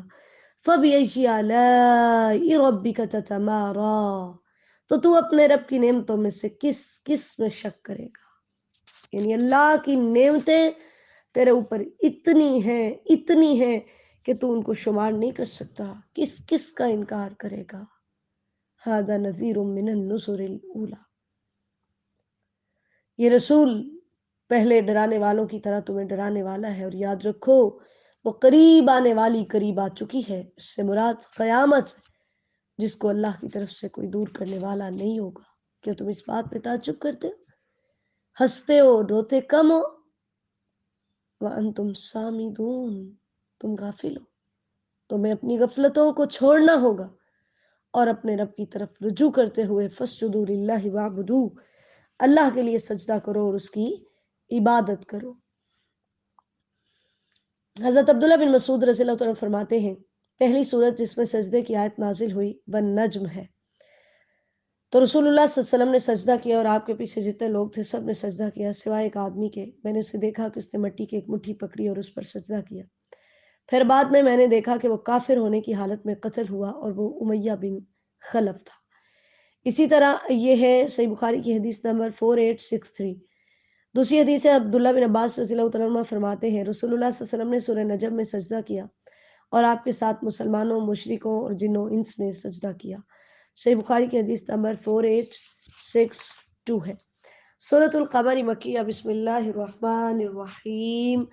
اقتربت الساعۃ وانشق القمر، آیت نمبر 1 سے آیت نمبر 22 تک پہلا رکوع ہے۔ حضرت عمر رضی اللہ عنہ نے ابو واقد لیثی رضی اللہ عنہ سے پوچھا رسول اللہ صلی اللہ علیہ وسلم عید الاضحیٰ اور عید الفطر میں کیا قرات کرتے تھے؟ انہوں نے فرمایا آپ صلی اللہ علیہ وسلم ان دونوں میں قاف والقرآن المجید یعنی سورہ کاف اور سورہ قمر کی قرات کرتے تھے۔ صحیح مسلم کی حدیث نمبر 891 ہے۔ اللہ تعالیٰ نے فرمایا قیامت بہت قریب آ گئی۔ رسول اللہ صلی اللہ علیہ وسلم نے اپنی شہادت کی انگلی اور درمیانی انگلی کی طرف اشارہ کرتے ہوئے فرمایا وہ استوانا وساعت کہاتین، مجھے اور قیامت کو ان دو انگلیوں کی طرف بھیجا گیا، یعنی میں آخری نبی ہوں، اب میرے بعد کوئی نبی نہیں آئے گا، صرف قیامت ہی آئے گی۔ وانشق القمر، اور چاند پھٹ گیا۔ یہ 2 دفعہ ہوا تھا، ایک دفعہ نبی اکرم صلی اللہ علیہ وسلم کے زمانے میں اور یہ آپ کا معجزہ تھا، اور دوسری دفعہ جب قیامت آئے گی تب پھٹے گا۔ عبداللہ بن مسعود رضی اللہ عنہ فرماتے رسول اللہ صلی اللہ علیہ وسلم کے زمانے میں چاند 2 ٹکڑوں میں پھٹ گیا، ایک ٹکڑا پہاڑ کے اوپر تھا اور ایک ٹکڑا اس کی دوسری جانب، تو آپ صلی اللہ علیہ وسلم نے فرمایا گواہ ہو جاؤ۔ صحیح بخاری کی حدیث نمبر 4864 ہے۔ حضرت انس رضی اللہ عنہ فرماتے ہیں اہل مکہ نے آپ صلی اللہ علیہ وسلم سے کوئی معجزہ دکھانے کا سوال کیا تو آپ صلی اللہ علیہ وسلم نے انہیں چاند کا پھٹنا دکھایا۔ صحیح بخاری کی حدیث نمبر 4867 ہے۔ ٹھیک ہے، تو یہ آپ کی نبوت کی بہت بڑی دلیل تھی، اور دوسری دفعہ چاند ٹکڑے ٹکڑے ہوگا، پھٹے گا جب قیامت قائم ہوگی۔ اللہ تعالیٰ نے فرمایا کہ یہ معجزہ آپ نے ان کو دکھا دیا ہے، لیکن آپ ہر طرح کا معجزہ بھی ان کو دکھا دیں تو یہ اعراض کریں گے اور کہیں گے کہ یہ تو ایک جادو ہے جو گزر جانے والا ہے، کیونکہ انہوں نے اپنی خواہشات کی پیروی کی ہے، اس وجہ سے خواہشات کی پیروی کی وجہ سے یہ اندھے ہو چکے ہیں۔ ٹھیک ہے، اس لیے ان کو کچھ سمجھ نہیں آ رہی کہ ہم نے کیا کہنا ہے۔ اللہ تعالیٰ فرماتے ہیں ہم نے ان کے پاس ایسی ایسی خبریں بھی بھیجی ہیں جن کے اندر بڑی سخت ڈانٹ ہے، ان کے اندر ایک کامل نصیحت موجود ہے، لیکن انہوں نے فائدہ حاصل نہیں کیا۔ ٹھیک ہے، ان کو کسی ڈراوے نے کوئی فائدہ نہیں دیا۔ فَتَوَلَّ عَنْهُمْ، اے میرے نبی ان لوگوں کو ڈرانے یا تنبیہ کرنے کا کچھ فائدہ نہیں ہوتا، تو آپ بھی ان سے منہ پھیر لیجئے اور ان کے حال پہ انہیں رہنے دیجئے۔ جو تبلیغ کی ذمہ داری آپ پر ہے بس آپ اس کو پورا کیجئے اور یاد کریے جب پکارنے والا ایک ناگوار چیز کی طرف پکارے گا۔ ٹھیک ہے، اس سے مراد قیامت ہے کہ جب سور میں پھونکا جائے گا تو پھر لوگ اٹھ کر میدان محشر کی طرف جائیں گے، نگاہیں جھکی ہوں گی اور قبروں سے نکل کر یوں جا رہے ہوں گے کأنہم جراد منتشر، جیسے پھیلی ہوئی ٹڈیاں ہوں، استغفر اللہ، یوں سر اٹھائے ہیں اور بھاگتے جا رہے ہیں، وہ دن کفار کے لیے بہت سخت ہوگا۔ اللہ تعالیٰ نے پھر بتایا ہے کہ اے مشرکو، جیسے تم قیامت کو نہیں مانتے، تم سے پہلے قوم نوح نے بھی نہیں مانا تھا، انہوں نے بھی ہمارے بندے کو جھٹلایا تھا، اور انہوں نے کہا تھا کہ وہ مجنوں ہے، وہ دیوانہ ہے۔ تو اس نے اپنے رب سے دعا کی تھی، 950 سال کی تبلیغ کے بعد اللہ کو پکارا تھا، اور ربہ انی مغلوب فانتصر، اللہ میں مغلوب ہوں، میں شکست کھا چکا ہوں، اللہ میں ہار چکا ہوں، فانتصر، اب تو بدلہ لے لے۔ تو پھر اللہ تعالیٰ فرماتے ہیں ہم نے ان پہ آسمانوں سے پانی کے دروازے کھولے اور زمین سے چشمے جاری کیے، ہم نے اس کو ایک تختی پہ کشتی پہ سوار کیا اور ان کو تباہ و برباد کر کے رکھ دیا۔ وَلَقَدْ تَرَكْنَاهَا آیَةً فَهَلْ مِن مُدَّکِرٍ، اللہ تعالیٰ فرماتے ہیں اس میں ایک بہت بڑی نشانی ہے کوئی نصیحت حاصل کرنے والا؟ وہ آئے اور نصیحت حاصل کرے، وہ دیکھے کہ میرا عذاب کیسا ہوا تھا۔ وَلَقَدْ يَسَّرْنَا الْقُرْآنَ لِلذِّكْرِ فَهَلْ مِن مُدَّکِرٍ، اور ہم نے ذکر کو آسان کر دیا، ہے کوئی نصیحت حاصل کرنے والا؟ اللہ تعالیٰ نے اس بات کو قرآن پاک میں یہاں یعنی سورہ قمر میں ایک ہی آیت بار بار ذکر کی ہے کہ ہم نے اس قرآن کو نصیحت کے لیے آسان کر دیا۔ کیا ہے کوئی نصیحت حاصل کرنے والا؟ اور آج ہم کہتے ہیں کہ قرآن پڑھنا بہت مشکل ہے، یہ ہر کسی کے بس کی بات نہیں ہے، یہ تو صرف مولویوں کا کام ہے۔ اللہ تعالیٰ کیا کہہ رہے ہیں؟ اس کے الفاظ بھی آسان ہیں، پڑھنے میں کوئی دقت نہیں ہوتی، اس کے معنی بھی آسان ہے، سمجھنے میں کوئی دقت نہیں ہوتی۔ یعنی اگر کوئی اس کو سیکھنا چاہے، اور یاد رکھیے یہ دنیا کی واحد کتاب ہے جو اتنی آسان ہے، اتنی آسان ہے کہ اس کا حرف بہ حرف اس کو سینے میں محفوظ کیا جا سکتا ہے، جو اتنی آسان ہے اور اتنی خوبصورت ہے کہ جیسے آئی تھی ویسی کی ویسی آج بھی موجود ہے، اس کا کوئی نیو ایڈیشن نہیں آتا، اس کے اندر کوئی چینجنگ نہیں ہوتی، اس کا جو ایڈیشن ایک دفعہ چھپ چکا ہے وہی ہے، کوئی تبدیلی نہیں ہے، کوئی چینجنگ نہیں۔ تو یہ بات کہنا کہ یہ قرآن تو ان کے لیے ہے جو مولوی ہیں وہی پڑھ سکتے ہیں سمجھ سکتے ہیں، ایسا نہیں ہے۔ اللہ خود فرما رہے ہیں کہ میں نے اس کو آسان کر دیا، اسی وجہ سے تو یہ آسانی سے سینے میں محفوظ ہو جاتا ہے، یاد ہو سکتا ہے۔ اس لیے یہ بہانے چھوڑیے اور اللہ کی کتاب کے ساتھ جڑیے۔ میں آپ سب کو دعوت دیتی ہوں، آپ نے پوسٹر دیکھا ہوگا، جیسے قرآن پاک کی ہماری الحمدللہ ایک نئی کلاس شروع ہو رہی ہے، تو آپ سب سے گزارش ہے کہ آپ اس کو جوائن کیجئے۔ جو پہلے سے پڑھ رہے ہیں اللہ تعالیٰ ان کو استقامت نصیب فرمائے، اور جو نہیں پڑھ رہے خدا را کچھ وقت قرآن کو ضرور دیجئے، کیونکہ یہ کتاب اللہ نے نصیحت کے لیے آسان کی ہے، اور اسے قیامت پھر بہانہ کوئی بھی قبول نہیں ہوگا، اور اس کو سیکھنا ہمارے لیے لازم ہے۔ پھر اللہ تعالیٰ نے قوم عاد کا تذکرہ کیا، انہوں نے بھی جھٹلایا تھا۔ اللہ فرماتے ہیں ہم نے ان پہ تند و تیز ہوا بھیجی تھی جس نے ان کی جڑیں اکھیڑ کے رکھ دیں، گویا کہ وہ کھوکھلے ہوئے کھجور کے تنے تھے۔ پھر دیکھو کہ میرا عذاب کیسا ہوا۔ وَلَقَدْ يَسَّرْنَا الْقُرْآنَ لِلذِّكْرِ فَهَلْ مِن مُدَّكِرٍ، کہ ہم نے قرآن کو نصیحت کے لیے آسان کر دیا، ہے کوئی نصیحت حاصل کرنے والا؟ دوسرا رکوع ہے کذبت ثمود بالنذر، آیت نمبر 23 سے 40 تک۔ اللہ تعالیٰ نے پھر قوم سمود کا تذکرہ کیا، جب وہ نہ مانے تو پھر اللہ تعالیٰ نے ان کو بھی تباہ و برباد کیا، ٹھیک ہے۔ اللہ تعالیٰ نے ان کے پاس اونٹنی بھیجی، اور ان کو یہ بتایا گیا کہ ایک دن تم نے اپنے جانوروں کو پانی پلانا ہے، ایک دن یہ اونٹنی پانی پیے گی، لیکن انہوں نے اس کی ٹانگیں کاٹ دی، تو اللہ تعالیٰ فرماتے ہیں ہم نے ان پہ ایک چیخ بھیجی، فَكَانُوا كَحَشِيمِ الْمُحْتَظِرِ، اللہ اکبر، کہ جب ہم نے یوں اس عذاب کو بھیجا تو پھر وہ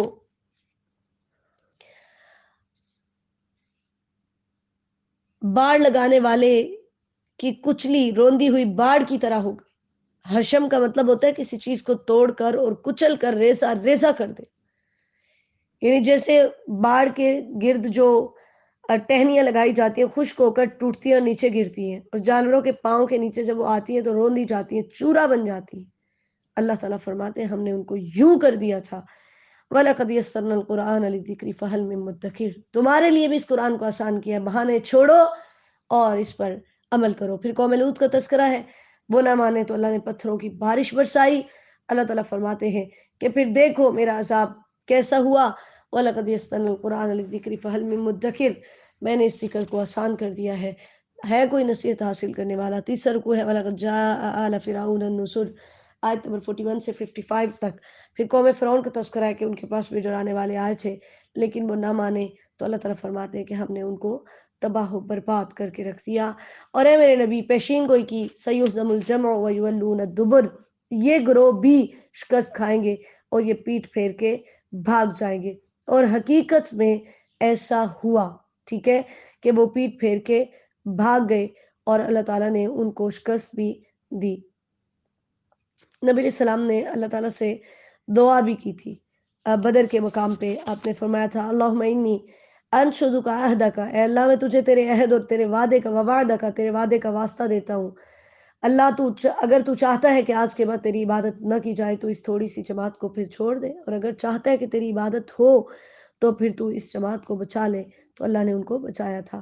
صحیح بخاری کی حدیث نمبر 4875 ہے۔ اللہ تعالیٰ فرماتے ہیں یہ تو دنیا کا عذاب ہے جو کفار کو ملتا ہے، جبکہ آخرت کا عذاب تو اس سے بھی زیادہ سخت ہے اور وہ بہت کڑوا ہے، کہ جب جہنم کے اندر مجرمین رہیں گے اور وہاں ان کو چہروں کے بھل آگ کے اندر گھسیٹا جائے گا، استغفر اللہ واتوب الیہ، اور وہاں پر پھر وہ دردناک عذاب کو چکھیں گے۔ اللہ تعالیٰ فرماتے ہیں اِنَّ كُلَّ شَيْءٍ خَلَقْنَاهُ بِقَدَرٍ، کہ ہم نے ہر چیز کو ایک اندازے کے ساتھ پیدا کیا۔ قدر سے مراد تقدیر ہے، ٹھیک ہے، اور اس پر ایمان لانا ضروری ہے۔ نبی اکرم صلی اللہ علیہ وسلم نے فرمایا اللہ تعالیٰ نے تمام مخلوقات کی تقدیریں آسمان و زمین پیدا کرنے سے 50,000 سال پہلے لکھ لی، اور اس وقت اس کا عرش پانی پر تھا۔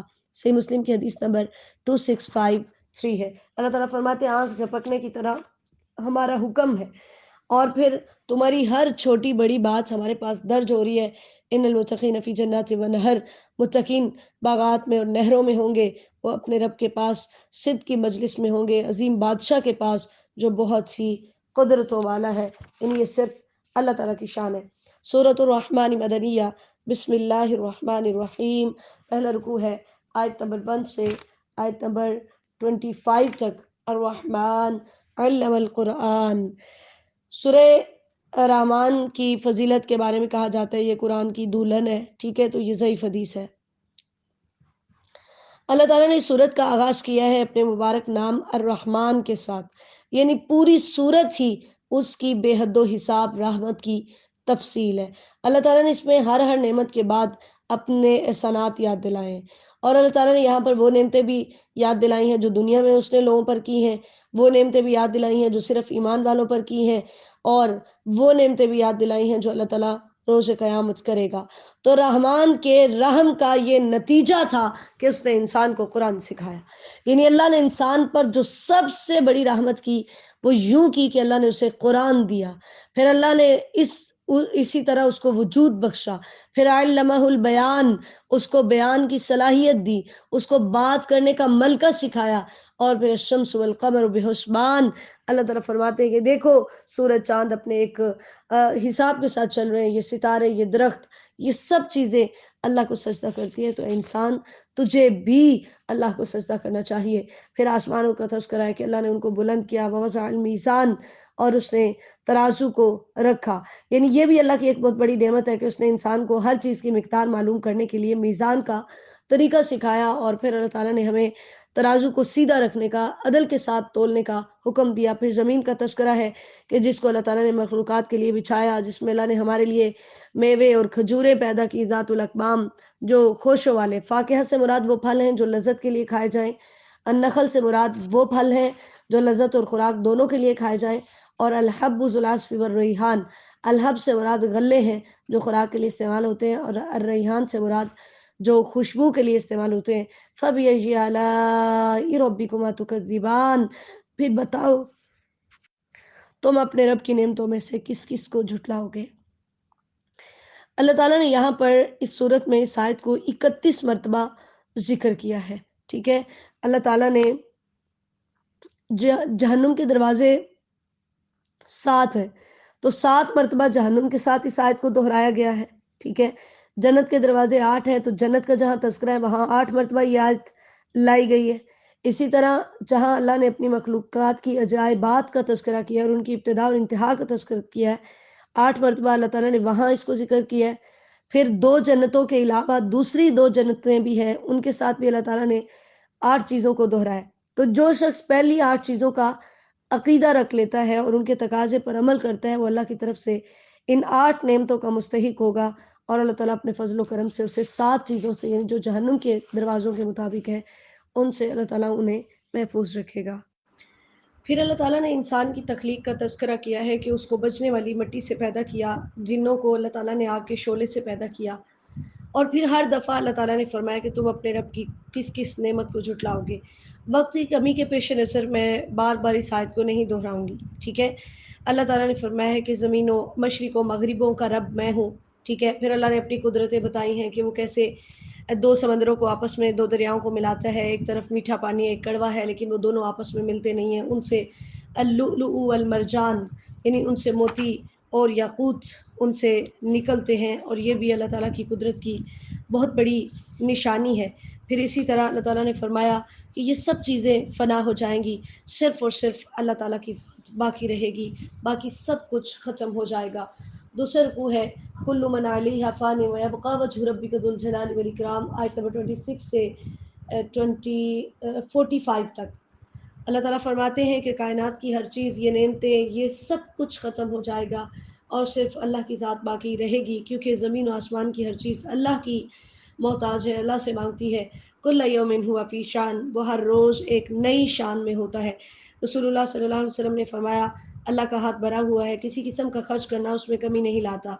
रात दिन बेहिसाब बरसने वाला है। तुमने देखा उसने जब से आसमान और ज़मीन पैदा किए क्या कुछ खर्च किया, तो उस खर्च करने से उसमें कोई कमी नहीं की जो उसके हाथ में है, और उसका अर्श पानी पर था, और उसके हाथ में तराजू है, वो नीचे करता है और ऊंचा करता है। सही बुखारी की हदीस नंबर 4684 है। इसी तरह कुल्ल यौमिन हुवा फी शान के बारे में नबी अलैहि सलाम ने फरमाया, उसकी शान से है कि वो कोई ना कोई गुनाह बख्श रहा है, कोई ना कोई मुसीबत दूर कर रहा है, और किसी कौम को ऊंचा कर रहा है और किसी को नीचा कर रहा है। सुनन इब्न माजा की हदीस नंबर 202 है।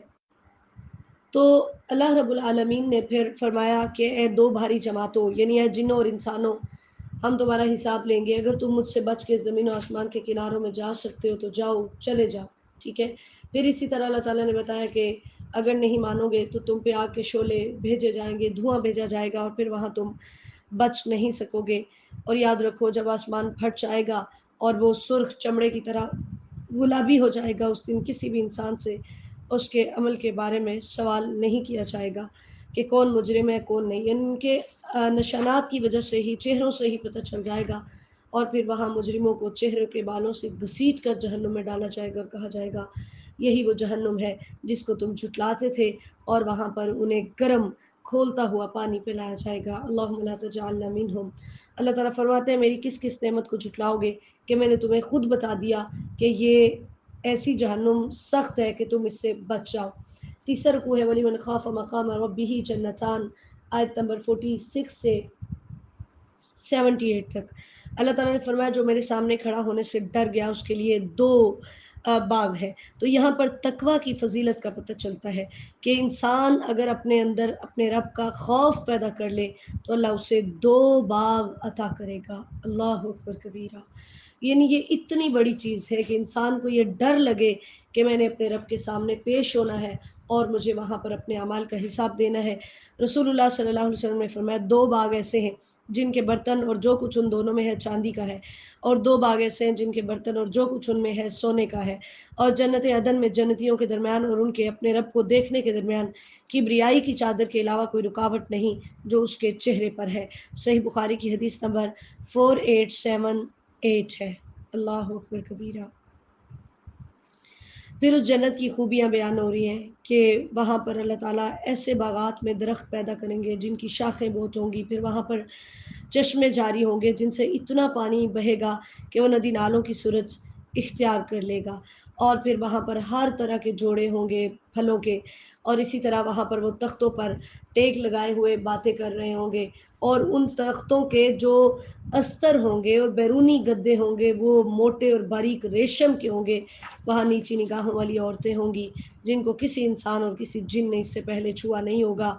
और फिर वहाँ पर वो ऐसी हैं जैसे काअन्नहुन्नल याकूत वल मरजान।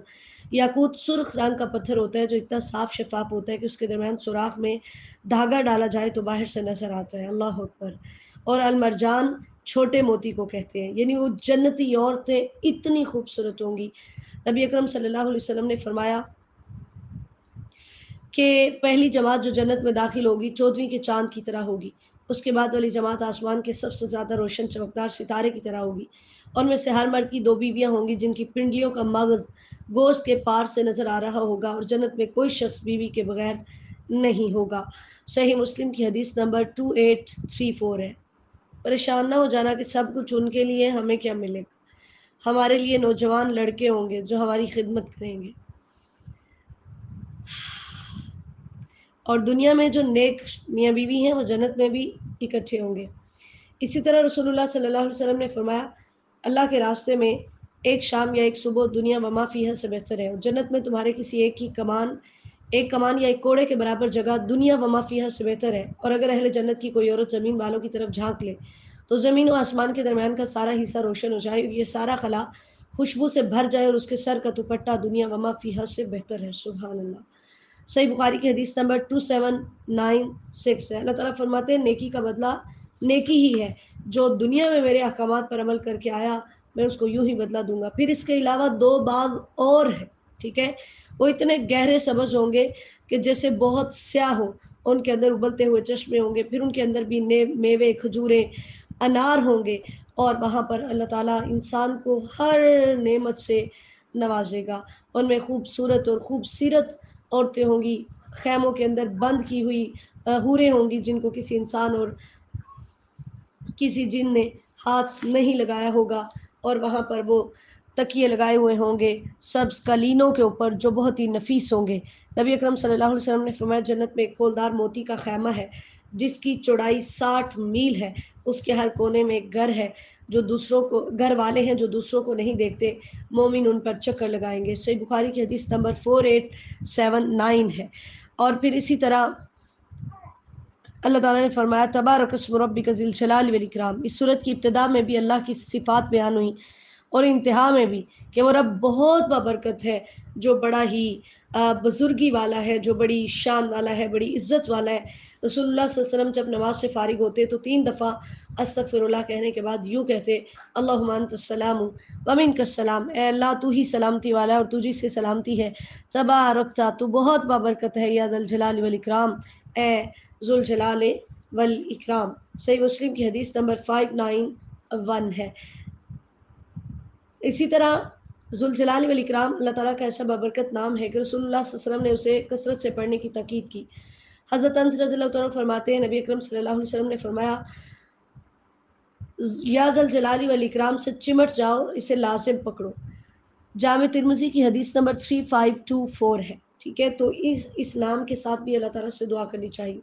سورۃ الواقعہ مکیہ، بسم اللہ الرحمن الرحیم، اذا وقعت الواقعہ، آیت نمبر 1 سے آیت نمبر 38 تک پہلا رکوع ہے۔ رسول اللہ صلی اللہ علیہ وسلم سے حضرت ابو بکر رضی اللہ عنہ نے کہا، یا رسول اللہ آپ بوڑھے ہو گئے۔ آپ نے فرمایا، مجھے ہود، واقعہ، مرسلات، نابا اور تکویر نے بوڑھا کر دیا ہے۔ اسی طرح سورہ باقرہ، یہ صحیح حدیث ہے، لیکن سورہ واقعہ کے بارے میں مشہور ہے کہ جو سورہ واقعہ پڑھتا ہے تو اس کی رزق میں اضافہ ہوتا ہے، اس سے فاقہ نہیں ہوتا، تو یہ ضعیف حدیث ہے۔ واقعہ قیامت کے ناموں میں سے ایک نام ہے۔ اللہ تعالیٰ نے فرمایا کہ جب وہ واقع ہوگی اور پھر اس کے واقع ہونے کو کوئی جھٹلا نہیں سکے گا، وہ بہت سے لوگوں کو پست کر کے ذلیل اور رسوا کر کے رکھ دے گی اور بہت سارے لوگوں کو بلند کر دے گی۔ پھر اس کی کچھ اور لوکیاں بتائی ہیں کہ جب قیامت قائم ہوگی تو زمین کو خوب ہلایا جائے گا، پہاڑ ریزہ ریزہ کر دیے جائیں گے، اور پھر وَكُنْتُمْ أَزْوَاجًا ثَلَاثَةً، تمہارے 3 گروہ ہوں گے، ایک دائیں جانب والے، ایک بائیں جانب والے، اور ایک السابقون السابقون، اللہم اجعلنا منہم۔ اللہ ہمیں ان سبقت لے جانے والوں میں شامل فرمائے۔ یہی مقربون ہے، یہ جو سبقت لے جانے والے ہیں نا، یہی مقربون ہیں جن کو اللہ نعمتوں والی جنت میں داخل کرے گا۔ اور یہ ثلۃ من الاولین، پہلوں میں سے ایک بہت بڑی جماعت ہے اور پچھلوں میں سے ایک تھوڑی جماعت ہے۔ اللہ اکبر کبیرہ۔ پہلوں سے مراد نبی اکرم صلی اللہ علیہ وسلم کے صحابہ کرام رضی اللہ تعالیٰ عنہم ہیں، اور ان سے قریب زمانے کے لوگ ہیں، اور بعد میں جو باقی سارے امت کے لوگ ہیں، کیونکہ نبی اکرم صلی اللہ علیہ وسلم نے فرمایا، سب لوگوں سے بہتر میرا زمانہ ہے، پھر جو لوگ ان سے ملیں گے، پھر جو لوگ ان سے ملیں گے، پھر کچھ لوگ آئیں گے جن کی گواہی ان کی قسم سے پہلے اور ان کی قسم ان کی گواہی سے پہلے ہوگی۔ صحیح بخاری کی حدیث نمبر 3651 ہے۔ اللہ تعالیٰ فرماتے ہیں، وہاں تختوں کے اوپر وہ بیٹھے ہوں گے، تکیے لگائے ہوئے ہوں گے، آمنے سامنے وہاں پر ہمیشہ نوجوان رہنے والے لڑکے، ان کے اوپر آب خورے اور ٹوٹی والی سراہیاں لے کر آئیں گے، جس سے وہ جام پیئیں گے اس سے سر بھی نہیں چکرائے گا اور اس سے وہ مدہوش بھی نہیں ہوں گے، بہکیں گے بھی نہیں، وہاں پر تر و تازہ گوشت ہوگا، حوریں ہوں گی، ہر نعمت ان کو وہاں پر ملے گی، جزاء بما کانوا یعملون، کہ دنیا میں جو انہوں نے اچھے عمل کیے ہوں گے۔ وہاں پر کوئی بےہودہ بات سننے کو نہیں ملے گی، ایک چیز سننے کو ملے گی، سلامن سلامہ، ہر طرف سے سلامتیاں ہی بھیجی جائیں گی۔ اور جو دائیں جانب والے ہیں، کیا خوب وہ دائیں جانب والے ہیں، فی صدر مخضود، ایسی بیریوں میں ہوں گے جن کے کانٹے دور کیے ہوئے ہیں، ٹھیک ہے، یعنی ان کے وہاں کانٹے نہیں ہوں گے، اور وہاں پر تہ بتہ کیلے ہوں گے، وسیل ممدود، پھیلے ہوئے سائے ہوں گے، جس کے بارے میں رسول اللہ صلی اللہ علیہ وسلم نے فرمایا جنت میں ایک درخت ہے جس کے سائے میں ایک سوار 100 سال تک چلتا رہے گا۔ چاہو تو یہ آیت پڑھ لو، وسیل ممدود، صحیح بخاری کی حدیث نمبر 4881 ہے، ٹھیک ہے، وہاں خوب برسنے والا پانی ہوگا، بہت سے میوے ہوں گے جو کبھی بھی ختم نہیں ہوں گے، دنیا کی جتنی بھی نعمتیں ہوتی ہیں آخر ان کو زوال ہے، جنت کی نعمتوں کی یہ کوالٹی ہے کہ وہ کبھی ختم نہیں ہوں گی۔ اللہ تعالیٰ فرماتے ہیں ہم ان کو ایک نئی زندگی وہاں پر دیں گے، یعنی وہ جو جنتی عورتیں ہوں گی نئے سرے سے وہ نوجوان کنواری خوبصورت بنائی جائیں گی۔ اور پھر یہ کن کے لیے لیصحاب الیمین، جو کہ دائیں جانب والے ہیں۔ سلۃ من الاولین و سلۃ من الاخرین، دوسرا رکوع ہے آیت نمبر 39 سے آیت نمبر 74 تک۔ اللہ تعالیٰ فرماتے ہیں کہ یہ جو اصحاب الیمین ہیں یہ پہلی امتوں میں سے بہت بڑی جماعت ہوں گے اور آخری امت میں بھی بہت بڑی جماعت ہوں گی۔ اب اس میں یہ وضاحت نہیں ہے کہ کون سی جماعت تعداد میں دوسری سے زیادہ ہوگی۔ نبی علیہ السلام نے اس کی وضاحت فرمائی، آپ نے فرمایا، حضرت عبداللہ بن مسعود رضی اللہ تعالیٰ عنہ بیان کرتے ہیں کہ ہم رسول اللہ صلی اللہ علیہ وسلم کے ساتھ ایک خیمے میں تقریباً 40 آدمی تھے۔ آپ نے فرمایا کہ تم پسند کرتے ہو تم اہل جنت کا چوتھا حصہ ہو؟ ہم نے کہا ہاں۔ پھر فرمایا کہ تم پسند کرتے ہو کہ تم اہل جنت کا تیسرا حصہ ہو؟ ہم نے کہا ہاں۔ تو آپ صلی اللہ علیہ وسلم نے فرمایا اس ذات کی قسم جس کے ہاتھ میں میری جان ہے، میں امید کرتا ہوں کہ تم اہل جنت کا نصف ہوگے، اور یہ اس لیے کہ جنت میں مسلمان کے علاوہ کوئی نہیں جائے گا، اور مشرکوں کے مقابلے میں تمہاری تعداد اتنی ہی ہے جتنی سیاہ بیل کی جلد میں ایک سفید بال یا سرخ بیل کی جلد میں ایک سیاہ بال۔ صحیح مسلم کی حدیث نمبر 377 بھی ہے اور 221 بھی ہے، ٹھیک ہے۔ اسی طرح اللہ تعالیٰ فرماتے، اللہ تعالیٰ ہمیں ان میں شامل فرمائے۔ لیکن اس کے برعکس وہ بدبخت جو اصحاب الشمال، جو بائیں جانب والے ہیں، وہ ان کو گرم لو کا عذاب دیا جائے گا، یعنی وہ دھواں جس کے اندر سیاہی اور گرمی دونوں ہوں گی، وہاں کوئی سایہ نہیں ہوگا، کیونکہ دنیا میں بڑے خوشحال تھے، کبھی مرنے کا سوچا ہی نہیں تھا۔ اور الہنس العظیم سے مراد شرک ہے، یعنی بڑے گناہ شرک کے اوپر ڈٹے ہوئے تھے، مر کر دوبارہ اٹھنے کا بھی انکار کرتے تھے۔ اللہ تعالیٰ فرماتے وہاں پر زقوم کے درخت کو کھانا پڑے گا، اس کو پیٹوں کے اندر بھریں گے اور اس کے اوپر پھر گرم کھولتا ہوا ابلتا ہوا پانی پلایا جائے گا، ایسے پیئیں گے جیسے وہ اونٹ پیتا ہے جسے پیاس کی بیماری لگی ہو۔ اللہ تعالیٰ فرماتے ہیں ان منکروں سے پوچھو جو کہتے ہیں کہ ہمیں مرنا نہیں ہے اور دوبارہ اٹھنا نہیں ہے، ان سے پوچھو ہم نے تمہیں پیدا کیا یا تم خود پیدا ہوئے؟ افرأیتم ما تمنون، کیا تم اس منی کے قطرے کو دیکھتے ہو جو تم ٹپکاتے ہو، جس سے تمہاری پیدائش ہوتی ہے؟ اس قطرے سے ہم انسان بناتے ہیں۔ اانتم تخلقونہ ام نحن الخالقون، تم پیدا کرتے ہو یا ہم؟ یعنی اللہ نے یہاں پر ڈانٹا ہے کہ کس بنیاد پر تم انکار کر رہے ہیں، ٹھیک ہے۔ تو جیسے تمہاری پیدائش ہمارے اختیار میں تھی اسی طرح تمہاری موت بھی ہمارے اختیار میں، ہم تمہیں ختم کر کے تمہاری جگہ اور لوگ بھی لا سکتے ہیں، لیکن تم ہمیں عاجز نہیں کر سکتے۔ تم اپنی کھیتیوں کی طرف دیکھو، تم تو صرف بیج بوتے ہو، اللہ نہ چاہے تو کوئی بھی فصل، کوئی بھی بیج اگ نہیں سکتا، ہم چاہیں تو ہم اسے ریزہ ریزہ کر دیں، ٹھیک ہے، پھر تم کہو کہ ہم محروم ہو گئے۔ مجھے بتاؤ، افرأیتم الماء الذی تشربون، وہ پانی جو تم پیتے ہو، کہ تم اسے بادلوں سے اتارتے ہو یا ہم اتارتے ہیں؟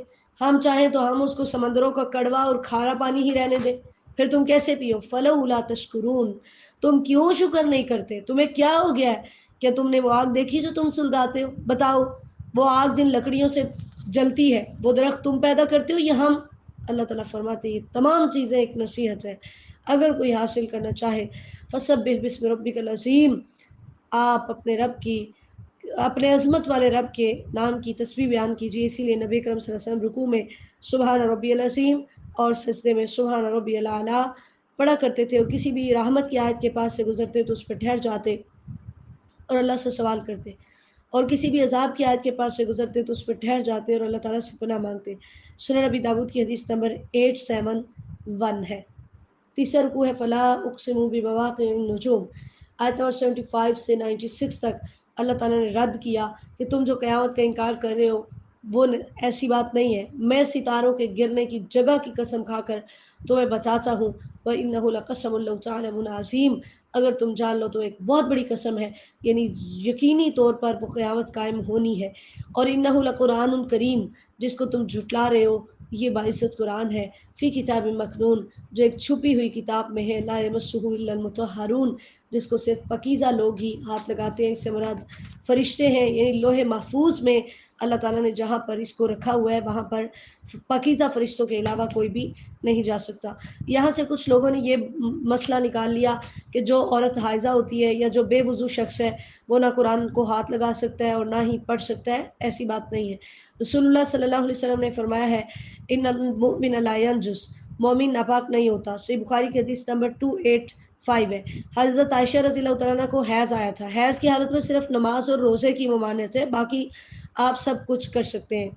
حضرت عائشہ رضی اللہ تعالیٰ عنہ نے فرمایا تھا نبی علیہ السلام نے انہیں کہا مجھے مسجد سے چٹائی پکڑا، انہوں نے کہا میں حائضہ ہوں، آپ نے فرمایا تمہارا حیض تمہارے ہاتھ میں نہیں ہے، صحیح مسلم کی حدیث نمبر 298 ہے، ٹھیک ہے۔ تو حیض کی حالت میں قرآن پڑھنا یہ ممنوع نہیں۔ اتنا یہ مسئلہ درپیش ہے، اسٹوڈنٹس کی اکثر چھٹیاں اس وجہ سے ہوتی ہیں کہ جی ہمیں حیض آیا ہوا ہے، اس وجہ سے گھر والے قرآن نہیں پڑھنے دیں۔ شریعت کی اتھارٹی آپ کے گھر والوں کے پاس یا میرے گھر والوں کے پاس نہیں ہے، شریعت وہ ہے جو رسول اللہ صلی اللہ علیہ وسلم پہ اتر چکی۔ جن چیزوں میں ہمیں شدت اختیار کرنی چاہیے ان میں ہم کرتے نہیں ہیں، اور جن میں نہیں کرنی چاہیے ان میں ہم ٹھیکیدار بنے ہوئے ہیں دین کے، اور اپنی مرضی سے ہی ہم نے سختیاں جو ہیں وہ ایجاد کی ہوئی ہیں، ٹھیک ہے۔ حیض کی حالت میں قرآن پڑھنا کوئی ایک بھی صحیح حدیث ممانعت والی موجود نہیں ہے کہ جس میں عورت کو منع کیا گیا ہو۔ اور جواز کی سب سے بڑی دلیل ہے کہ سیدہ عائشہ رضی اللہ تعالیٰ عنہ کو جب حج کے دنوں میں حیض آیا تو نبی علیہ السلام نے انہیں فرمایا کہ طواف بیت اللہ کے علاوہ تو ہر کام کر جو حاجی کرتے ہیں، حاجی قرآن کی تلاوت بھی کرتے تھے، ذکر و اذکار بھی کرتے تھے، ٹھیک ہے، صرف ان کو طواف سے روکا گیا کیونکہ طواف کی حالت میں پاکیزگی ہونا ضروری ہوتی ہے، اس لیے تو خدارہ اس بات کو سمجھ لیجئے اور گھر والوں کو بتائیے کہ آپ دین کے ٹھیکیدار نہ بنے، یہ شریعت کی اتھارٹی اللہ تعالیٰ کے پاس ہے۔ ہمارے بزرگ اتنی کوئی شدت اختیار کر جاتے ہیں نا، اتنے بڑے بڑے فتوے لگا دیتے ہیں، یہ ہو جائے گا وہ ہو جائے گا، ایسا کچھ بھی نہیں۔ حیض کی حالت میں بلا جھجک آپ قرآن پڑھ سکتے ہیں، تلاوت کر سکتے ہیں، ذکر و اذکار آپ کر سکتے ہیں، ٹھیک ہے، قرآن سیکھ سکتے ہیں، سکھا سکتے ہیں، کوئی بالکل کوئی حرج والی بات نہیں ہے۔ پھر اللہ تعالیٰ نے فرمایا ہے کہ قیامت برحق ہے اور اللہ اکیلا برحق ہے، اور پھر اس کی تاکید کے لیے یہ کلام اللہ تعالیٰ نے نازل کیا جس سے تم سستی کرے، وَتَجْعَلُونَ رِزْقَكُمْ أَنَّكُمْ تُكَذِّبُونَ، تم اس میں اپنا یہ حصہ ڈال رہے ہو کہ تم جھٹلا رہے ہو، یاد رکھو جب جان حلق تک پہنچ جائے گی اور اس ٹائم پھر کوئی چیز تمہارے کام نہیں آئے گی، ہاں جو مقربون ہوں گے فروح و ریحان و جنت نعیم۔ نبی اکرم صلی اللہ علیہ وسلم نے فرمایا مرنے والے کے پاس فرشتے آتے ہیں تو جب آدمی نیک ہو تو وہ کہتے ہیں نکل اے پاک جان جو پاک جسم میں تھی، نکل تو تعریف والی ہے اور عظیم راحت کی اور خوشبودار پھولوں کی اور غصے نہ ہونے والے رب کی خوشخبری پر خوش ہو جا۔ وہ اسے یہی کہتے رہتے ہیں حتیٰ کہ وہ نکل آتی ہے، پھر اسے آسمان کی طرف لے جایا جاتا ہے اور اس کے لیے دروازہ کھولا جاتا ہے اور کہا جاتا ہے یہ کون ہے؟ وہ کہتے ہیں فلاں ہے، تو کہا جاتا ہے اس پاک جان کو مرحبا جو پاک جسم میں تھی، اندر آ جا، تو تعریف والی ہے اور عظیم راحت کی اور خوشبودار پھولوں کی اور غصہ نہ ہونے والے رب کی خوشخبری پر خوش ہو جا۔ پھر اسے یہی الفاظ کہتے رہتے ہیں حتیٰ کہ اسے اس آسمان تک پہنچا دیا جاتا ہے جس میں اللہ تعالیٰ ہے۔ ابن ماجہ کی حدیث نمبر 4262 ہے، اور یہ دائیں جانب والے ہیں۔ لیکن اس کے بعد وہ جو جھٹلانے والے ہیں، گمراہ ہیں، ان کے بارے میں نبی علیہ السلام نے فرمایا جب کافر کی موت کا وقت آتا ہے تو فرشتہ کہتے ہیں نکل اے خبیث جان جو خبیث جسم میں تھی، اور بشارت سن کھولتے ہوئے پانی اور پیپ کی، اور دوسری اس کی ہم شکل کئی قسموں کی۔ پھر اسے مسلسل یہی کہا جاتا ہے حتیٰ کہ وہ نکل آتی ہے، پھر اسے اوپر آسمان کی طرف لے جایا جاتا ہے مگر اس کے لیے دروازہ نہیں کھولا جاتا، اور کہا جاتا ہے یہ کون ہے؟ بتایا جاتا ہے یہ فلاں ہے، تو کہا جاتا ہے اس خبیث جان کو جو خبیث جسم میں تھی کوئی مرحبا نہیں، مذمت کی ہوئی حالت میں واپس لوٹ جا کیونکہ تیرے لیے آسمان کے دروازے نہیں کھولے جائیں گے۔ پھر اسے آسمان سے چھوڑ دیا جاتا ہے اور پھر وہ قبر کی طرف لوٹ جاتی ہے۔ سنن ابن ماجہ کی حدیث نمبر 4262 ہے۔ اللہ تعالی ہمیں اصحاب الیمین میں شامل فرمائے۔ اور پھر دوبارہ سے اللہ تعالیٰ نے فسبح بسم ربک العظیم نازل کر کے ہمیں اپنی عظمت کو بیان کرنے کا حکم دیا ہے۔ سورۃ الحدید مدنیہ، بسم اللہ الرحمن الرحیم، سبح للہ ما فی السماوات والارض وهو العزیز الحکیم۔ پہلا رکوع ہے آیت نمبر 1 سے آیت نمبر 10 تک۔ اللہ تعالیٰ نے اس صورت کی ابتدا کی ہے اس بات کے ساتھ کہ اللہ تعالیٰ ہر عیب سے اور ہر کمی سے پاک ہے۔ اس کی ذات، اس کی صفات، اس کے افعال ہر طرح کے نقص اور عیب سے پاک ہے، اور کائنات کی ہر چیز اللہ کی حمد و ثنا بیان کر رہی ہے جو کہ سب پر غالب اور کمال حکمت والا ہے۔ اللہ تعالیٰ نے بتایا زمین و آسمان کی بادشاہت میرے پاس ہے، میں ہی موت و حیات کا مالک ہوں، میں ہر کام پہ قادر ہوں، میں ہی اول ہوں، میں ہی آخر ہوں، میں ہی ظاہر ہوں اور میں ہی باطن ہوں۔ نبی اکرم صلی اللہ علیہ وسلم صحابہ کرام رضی اللہ عنہ کو حکم دیتے کہ جب اپنے بستر پر لیٹو تو یہ دعا پڑھو، اللہم رب السماواتی، اے اللہ آسمانوں کے رب، رب العرض اور زمینوں کے رب، رب العرش العظیم اور عرش عظیم کے رب، ربنا و رب کل شیء، ہمارے رب اور ہر چیز کے رب، فالق الحب والنوا، دانے اور گٹھلی کو پھاڑنے والے، ومنزل التوراۃ والانجیل والفرقان، تورات انجیل اور فرقان یعنی قرآن کو نازل کرنے والے، اعوذ بک من شر کل شیء، میں تیری پناہ میں آتا ہوں ہر چیز کے شر سے، انت آخذ بناصیتہ، جس کی پیشانی کو تو پکڑنے والا ہے، اللہم انت الاول فلیس قبلک شیء، اے اللہ تو ہی اول ہے، تجھ سے پہلے کوئی چیز نہیں تھی، وانت الاخر فلیس بعدک شیء، تو ہی آخر ہے، تیرے بعد کوئی چیز نہیں ہوگی، وانت الظاہر فلیس فوقک شیء، اے اللہ تو ہی ظاہر ہے، تجھ سے اوپر کوئی چیز نہیں، وانت الباطن فلیس دونک شیء، تو ہی باطن ہے، تیرے علاوہ کوئی چیز نہیں، اقضی عنا الدین، مجھ سے قرض کو ادا کر دے، واغننا من الفقر، اور ہمیں فقر سے غنی کر دے۔ صحیح مسلم کی حدیث نمبر 2713 ہے۔ تو طاق رات کے اندر آپ عبادت کے ساتھ ساتھ قیام کے ساتھ تلاوت کے ساتھ دعائیں بھی یاد کیجئے، ٹھیک ہے، تھوڑا ٹائم دعا کے لیے وقف کر لیجئے کہ اس میں نے یہ دعا یاد کرنی ہے۔ پھر اللہ تعالیٰ نے یہ بتایا کہ میں نے 6 دنوں کے اندر زمین و آسمان کو پیدا کیا اور پھر میں اپنے عرش کی طرف متوجہ ہوا۔ اللہ پھر اپنے علم کی وسعت بیان کر رہے ہیں کہ زمین کے اندر جو چیز داخل ہوتی ہے، جو اس سے نکلتی ہے، آسمان سے جو کچھ اترتی ہے، اللہ تعالیٰ کو ہر چیز کا علم ہے، اور انسان کہیں بھی ہوتا ہے اللہ تعالیٰ اس کے ساتھ ہے اپنے علم کے اعتبار سے، کیونکہ اپنی ذات کے اعتبار سے تو وہ آسمانوں پر ہے، ٹھیک ہے۔ اللہ تعالیٰ نے پھر دوبارہ سے فرمایا کہ زمین و آسمان کی بادشاہت میرے پاس ہے، تم سب نے میرے پاس لوٹ کر آنا ہے۔ پھر ہمیں ایمان لانے کا اللہ تعالیٰ نے حکم دیا، اور حکم دیا وَأَنفِقُوا مِمَّا جَعَلَكُمْ مُسْتَخْلَفِينَ فِيهِ، کہ تم خرچ کرو جن میں اس نے تمہیں پہلوں کا جانشین بنایا، یعنی یہ مال تمہارا نہیں ہے بلکہ اللہ کا دیا ہوا ہے، جو اس نے تم سے پہلے لوگوں کو بھی دیا تھا، اب تمہیں بھی دیتا ہے۔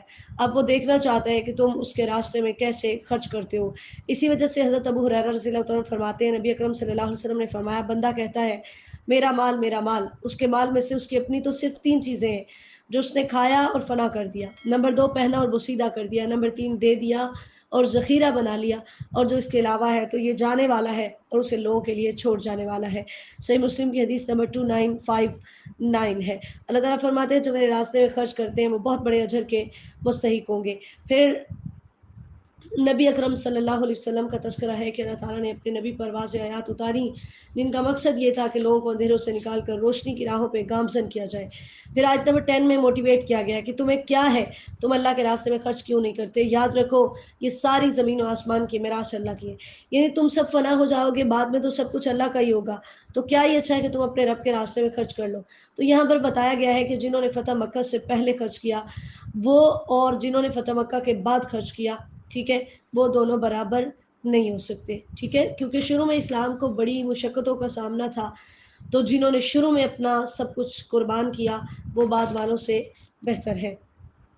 لیکن ہمارے پاس اتھارٹی نہیں ہے کہ ہم رسول اللہ صلی اللہ علیہ وسلم کے کسی صحابی کو کہیں کہ یہ یعنی فلاں ایسا ہے اور فلاں ایسا ہے، کیونکہ رسول اللہ صلی اللہ علیہ وسلم نے فرمایا میرے ساتھیوں کو برا بلا مت کہو، کیونکہ قسم ہے اس کی جس کے ہاتھ میں میری جان ہے، اگر تم میں سے کوئی شخص احد کے برابر سونا بھی خرچ کرے تو ان کے کسی شخص کے ایک مد کے اندر آدھا کلو اناج ہوتا ہے، اس کے برابر بھی نہیں ہو سکتا اور نہ ہی اس کے نصف کے برابر ہو سکتا ہے۔ صحیح بخاری کی حدیث نمبر 3673 ہے۔ دوسرا رکوع ہے آیت نمبر 11 سے منزل الذی یقرض اللہ قرضا حسنا آیت نمبر 19 تک۔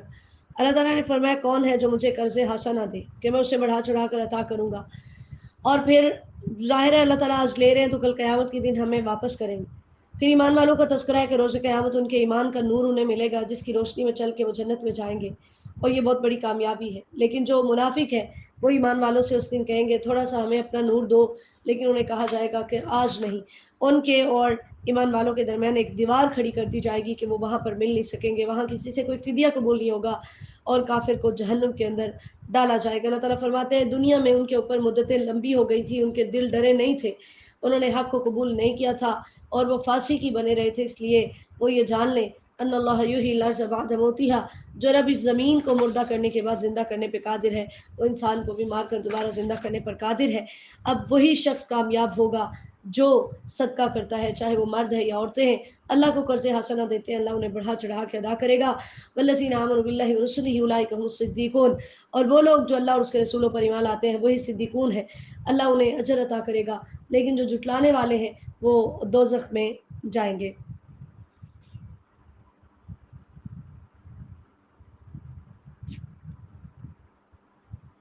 اس امت کے سب سے بڑے جو صدیق ہیں وہ حضرت ابو بکر رضی اللہ تعالیٰ عنہ ہے۔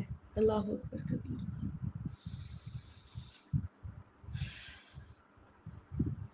تیسرا رکوع ہے اعلموا انما الحیات الدنیا لعب و لہو، آیت نمبر 20 سے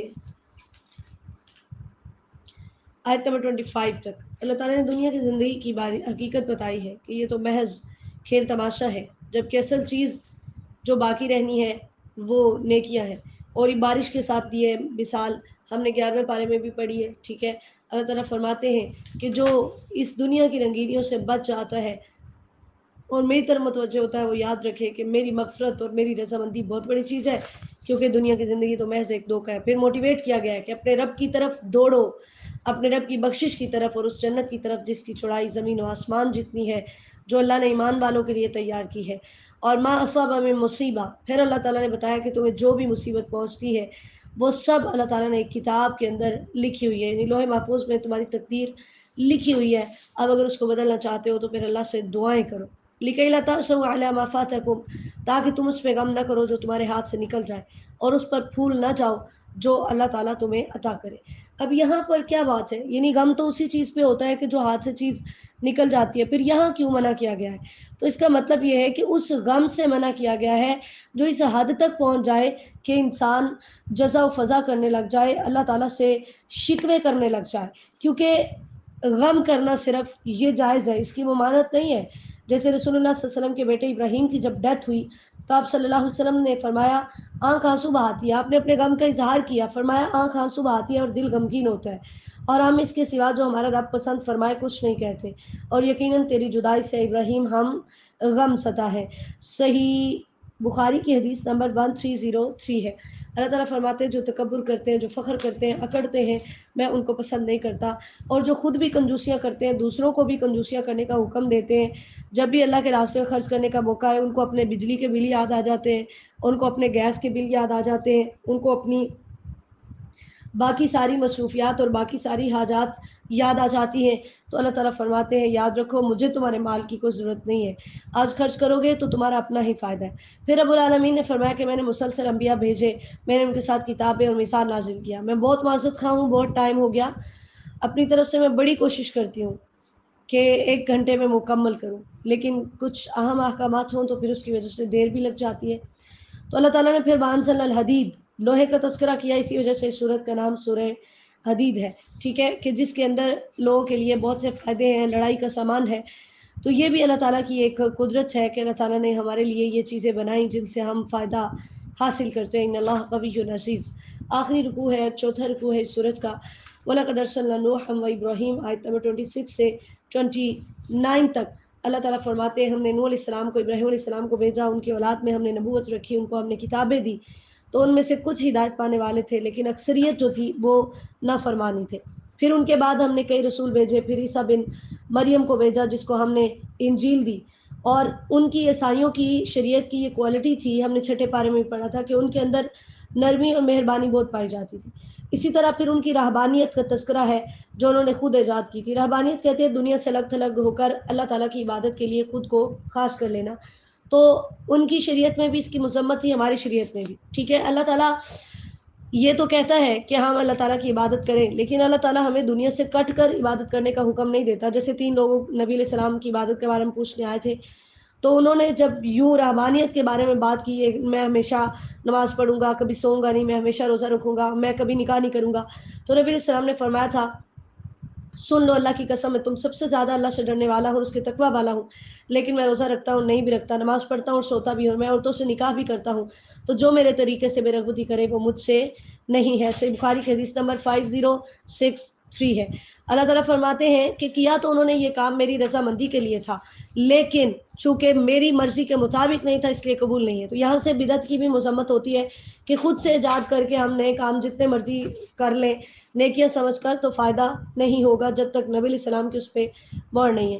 اللہ تعالیٰ نے فرمایا ایمان والو اللہ سے ڈرو اور اس کے رسول پہ ایمان لاؤ تو اللہ تمہیں اپنی رحمت سے دوہرا اجر عطا کرے گا، ٹھیک ہے۔ تو اگر ہم دوہرا اجر لینا چاہتے ہیں تو پھر ہمیں اپنے رسول کی اطاعت کرنی ہوگی۔ لِأَلَّا يَعْلَمَ أَهْلُ الْكِتَابِ، اللہ تعالیٰ فرماتے ہیں تاکہ ایسا نہ ہو، یہ اہل کتاب جو ہے یہ نہ جانے کہ اللہ کے فضل میں سے کچھ بھی حاصل نہیں کر سکتے۔ اسی وجہ سے نبی علیہ السلام نے فرمایا تھا 3 لوگوں کو دوہرا اجر ملے گا، جن میں سے ایک وہ شخص ہے اہل کتاب کا جو اپنے نبی پہ بھی ایمان لایا اور پھر محمد صلی اللہ علیہ وسلم پر بھی ایمان لایا۔ صحیح بخاری کی حدیث نمبر 97 ہے۔ اللہ تعالیٰ فرماتے ہیں کہ یہ میرا فضل ہے، میں جسے چاہوں نبی بنا دوں۔ اب تم اس ضد پہ اڑ جاؤ کہ اگر میری قوم میں سے نبی ہوتا تو میں نے ایمان لانا تھا، اب میری قوم میں سے نہیں ہے لہٰذا میں نہیں مانتا، تو ایسے نہیں کرنا، کیونکہ یہ نبوت اللہ کا فضل ہے، اللہ جسے چاہتا ہے عطا کرتا ہے، واللہ ذو الفضل العظیم، اور اللہ تعالیٰ بہت بڑے فضل والا ہے۔ اللہ تعالیٰ ہم سب کو بھی اس پارے کے ایک ایک حکم پر عمل کرنے کی توفیق عطا فرمائے، ہمارے صغیرہ و کبیرہ گناہ معاف فرمائے، ہماری نیک حاجات کو پورا فرمائے، ہمیں دنیا و آخرت میں کامیاب و کامران فرمائے، ہم سب سے راضی ہو جائے، ہماری مدد فرمائے۔ یا الہی جو بیمار ہیں شفا کاملہ عاجلہ نصیب فرمائیے، جو پریشان ہیں پریشانیاں دور فرمائیے۔ اللہ جو بے اولاد ہیں میرے مالک تو کن کہہ کر ان کو صاحب اولاد کر دے۔ یا اللہ جو مالی تنگی میں مبتلا ہے وسعت عطا فرمائیے، اللہ جو مقروض ہے قرض عطا فرمائیے، میرے مالک ہم سب سے راضی ہو جائیے، ہماری مدد فرمائیے، ہمیں اپنے مقربین میں شامل فرمائیے۔ یا اللہ ہمارا خاتمہ بالایمان فرمائیے، ہمیں اصحاب الیمین اور السابقون میں شامل فرمائیے۔ اللہم صلی وسلم علی نبینا محمد صلی اللہ علیہ وسلم۔ سبحانک اللہم و بحمدک، اشہد ان لا الہ الا انت، استغفرک و اتوب الیک۔ السلام علیکم ورحمۃ اللہ وبرکاتہ۔